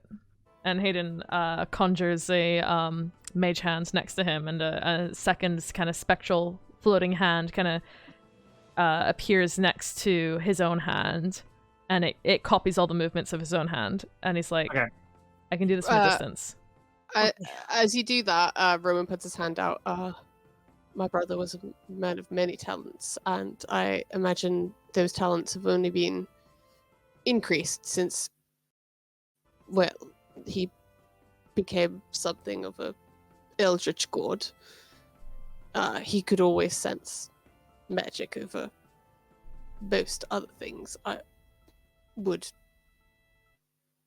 recommend extreme caution when taking magic near him. Well, I could also just go myself and not use any magic at all. I fancy my chances. All this for a finger. I mean, We you know could what? be gone. For once, I agree with the prick over here. It's just a finger. More the ring Sure, that's a on the smart finger. idea. It's the ring on the finger, which might be more of the thing, but Oh, the ring. Oh, yeah, maybe the ring is useful, actually. Okay, I disagree with the prick. Maybe it is worth it. I don't know. His name is Seth, Roman. What, He's what not ring that is bad. this? I'm not too sure what you're I talking don't about. care what his name is. He's a dickhead. Do you remember when Glass- I bonded with Ghost to protect him to make his ritual during Isia? He turned it against me, and now. No, I don't remember that because I wasn't here. Right, I well, feel like a did lot of you are that. forgetting that I wasn't here when a lot of this Let happened. me explain. I bonded with him to protect him, and he turned it against me such that now we have a unbreakable bond where when he is harmed, I take the majority of that damage. It also makes him hardier or sturdier to any kind of incoming damage, so I have just made him really resistant to everything. Yeah, and Oh, that was a yeah, so whenever we hit him, unfortunate. we are hitting me, and we are hitting him less. So, Oh, yeah. A choice. Well, I trusted him, and I will not be making the mistake of trust again, I think. Look, you guys stay here. Stay quiet. I'll be back in a minute. And Haydn, as stealthily as he can, starts inching towards Rasha's abandoned, dismembered finger. Wait, Haydn, 1 second. Cool.